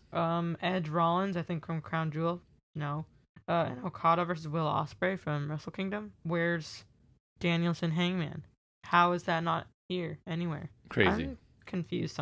These confuse me. It's not PWI's fault. It's just I really get confused with the fans sometimes, right? Faction of the year, Inner Circle. No. Runners up, Elite, Bloodline, Bullet Club. It should have been the Elite. Bullet Club. Come on. Yeah, I know. And then the other ones that don't get runner ups. There's not a lot. There's Hurt Business, Contra Unit, Donna Del Mondo, and LFI. I mean, there's slim pickings, I guess, right? Yep. For like Probably. top Faction Tag Team of the Year. You want to take a wild guess? Bucks. Yeah, and it's Young Bucks with runner ups being Lucha Bros, Usos, New Day. That's fair. I feel like no matter what you do, you can't escape Bucks, Usos, New Day, and then you usually get like one other team. And Lucha Bros, I think, is a good one. Oh my God, one of the vote getters that didn't get a runner-up spot, Natalya and Tamina, really, and then RK Bro, Mysterio's, FTR, MSK. I don't know. I think that's a pretty obvious one. Women of the Year, Britt Baker, of course. Belair, Mickey James, Deonna Purrazzo, runner-up. I think Mickey James' inclusion is kind of odd for me. I would have maybe put in Sasha Banks or I guess Becky. Yeah. Like I don't see Mickey James going in there, or like Raquel Gonzalez maybe, or who was champion before Raquel Gonzalez? Oh, why am I? Io. No idea. It was Io. Oh yeah, that's right. How did I forget that? And then Wrestler of the Year is Kenneth Omega, with then the runners up are Reigns, Bianca Belair, and Big E. Nice. And just that's it. Cool. Yes. Some of them are weird, but most of them make sense, I think. I get confused with some of them sometimes. More so just like runners up, at least, because usually the picks are pretty, other than Jericho MJF. Like, come on. Well, it's just because it was so long, right? And high profile, I think. I mean, so was Omega Hangman. I know, but it was more subtle, I think, a little bit. Yeah, but anyways. it was better.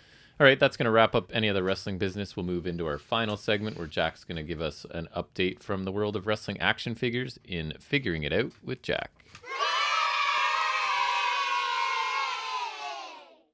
So I did see there were some packaging images for AEW on Match 3, but I didn't really need to cover that because I think I've talked about it before.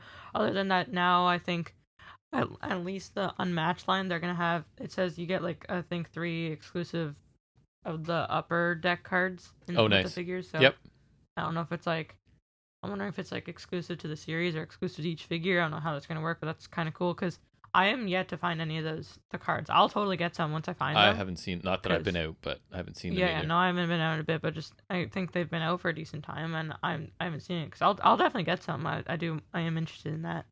But so that's kind of cool. But the other stuff I have is battle packs and basics. The two things I'm probably least interested in. Sweet. In figures. There's the Showdown 2 packs 9 lineup revealed, no images yet. I don't know. They need to go back to normal battle packs because they were just getting into the battle packs where they had the accessories, and now they have these ones with the boring action stands and whatnot. It's lame, and the basics suck still. You have John Cena versus The Rock, I think, from Mania 29, Bayley Sasha Banks from Hell in a Cell 2020, and Sheamus versus Ricochet from WrestleMania Backlash. Yes. Yeah. And Ricochet, I think that's when he was wearing... Do you remember when he was wearing, like, black pants in the street gear for a while? Yes. That was really weird.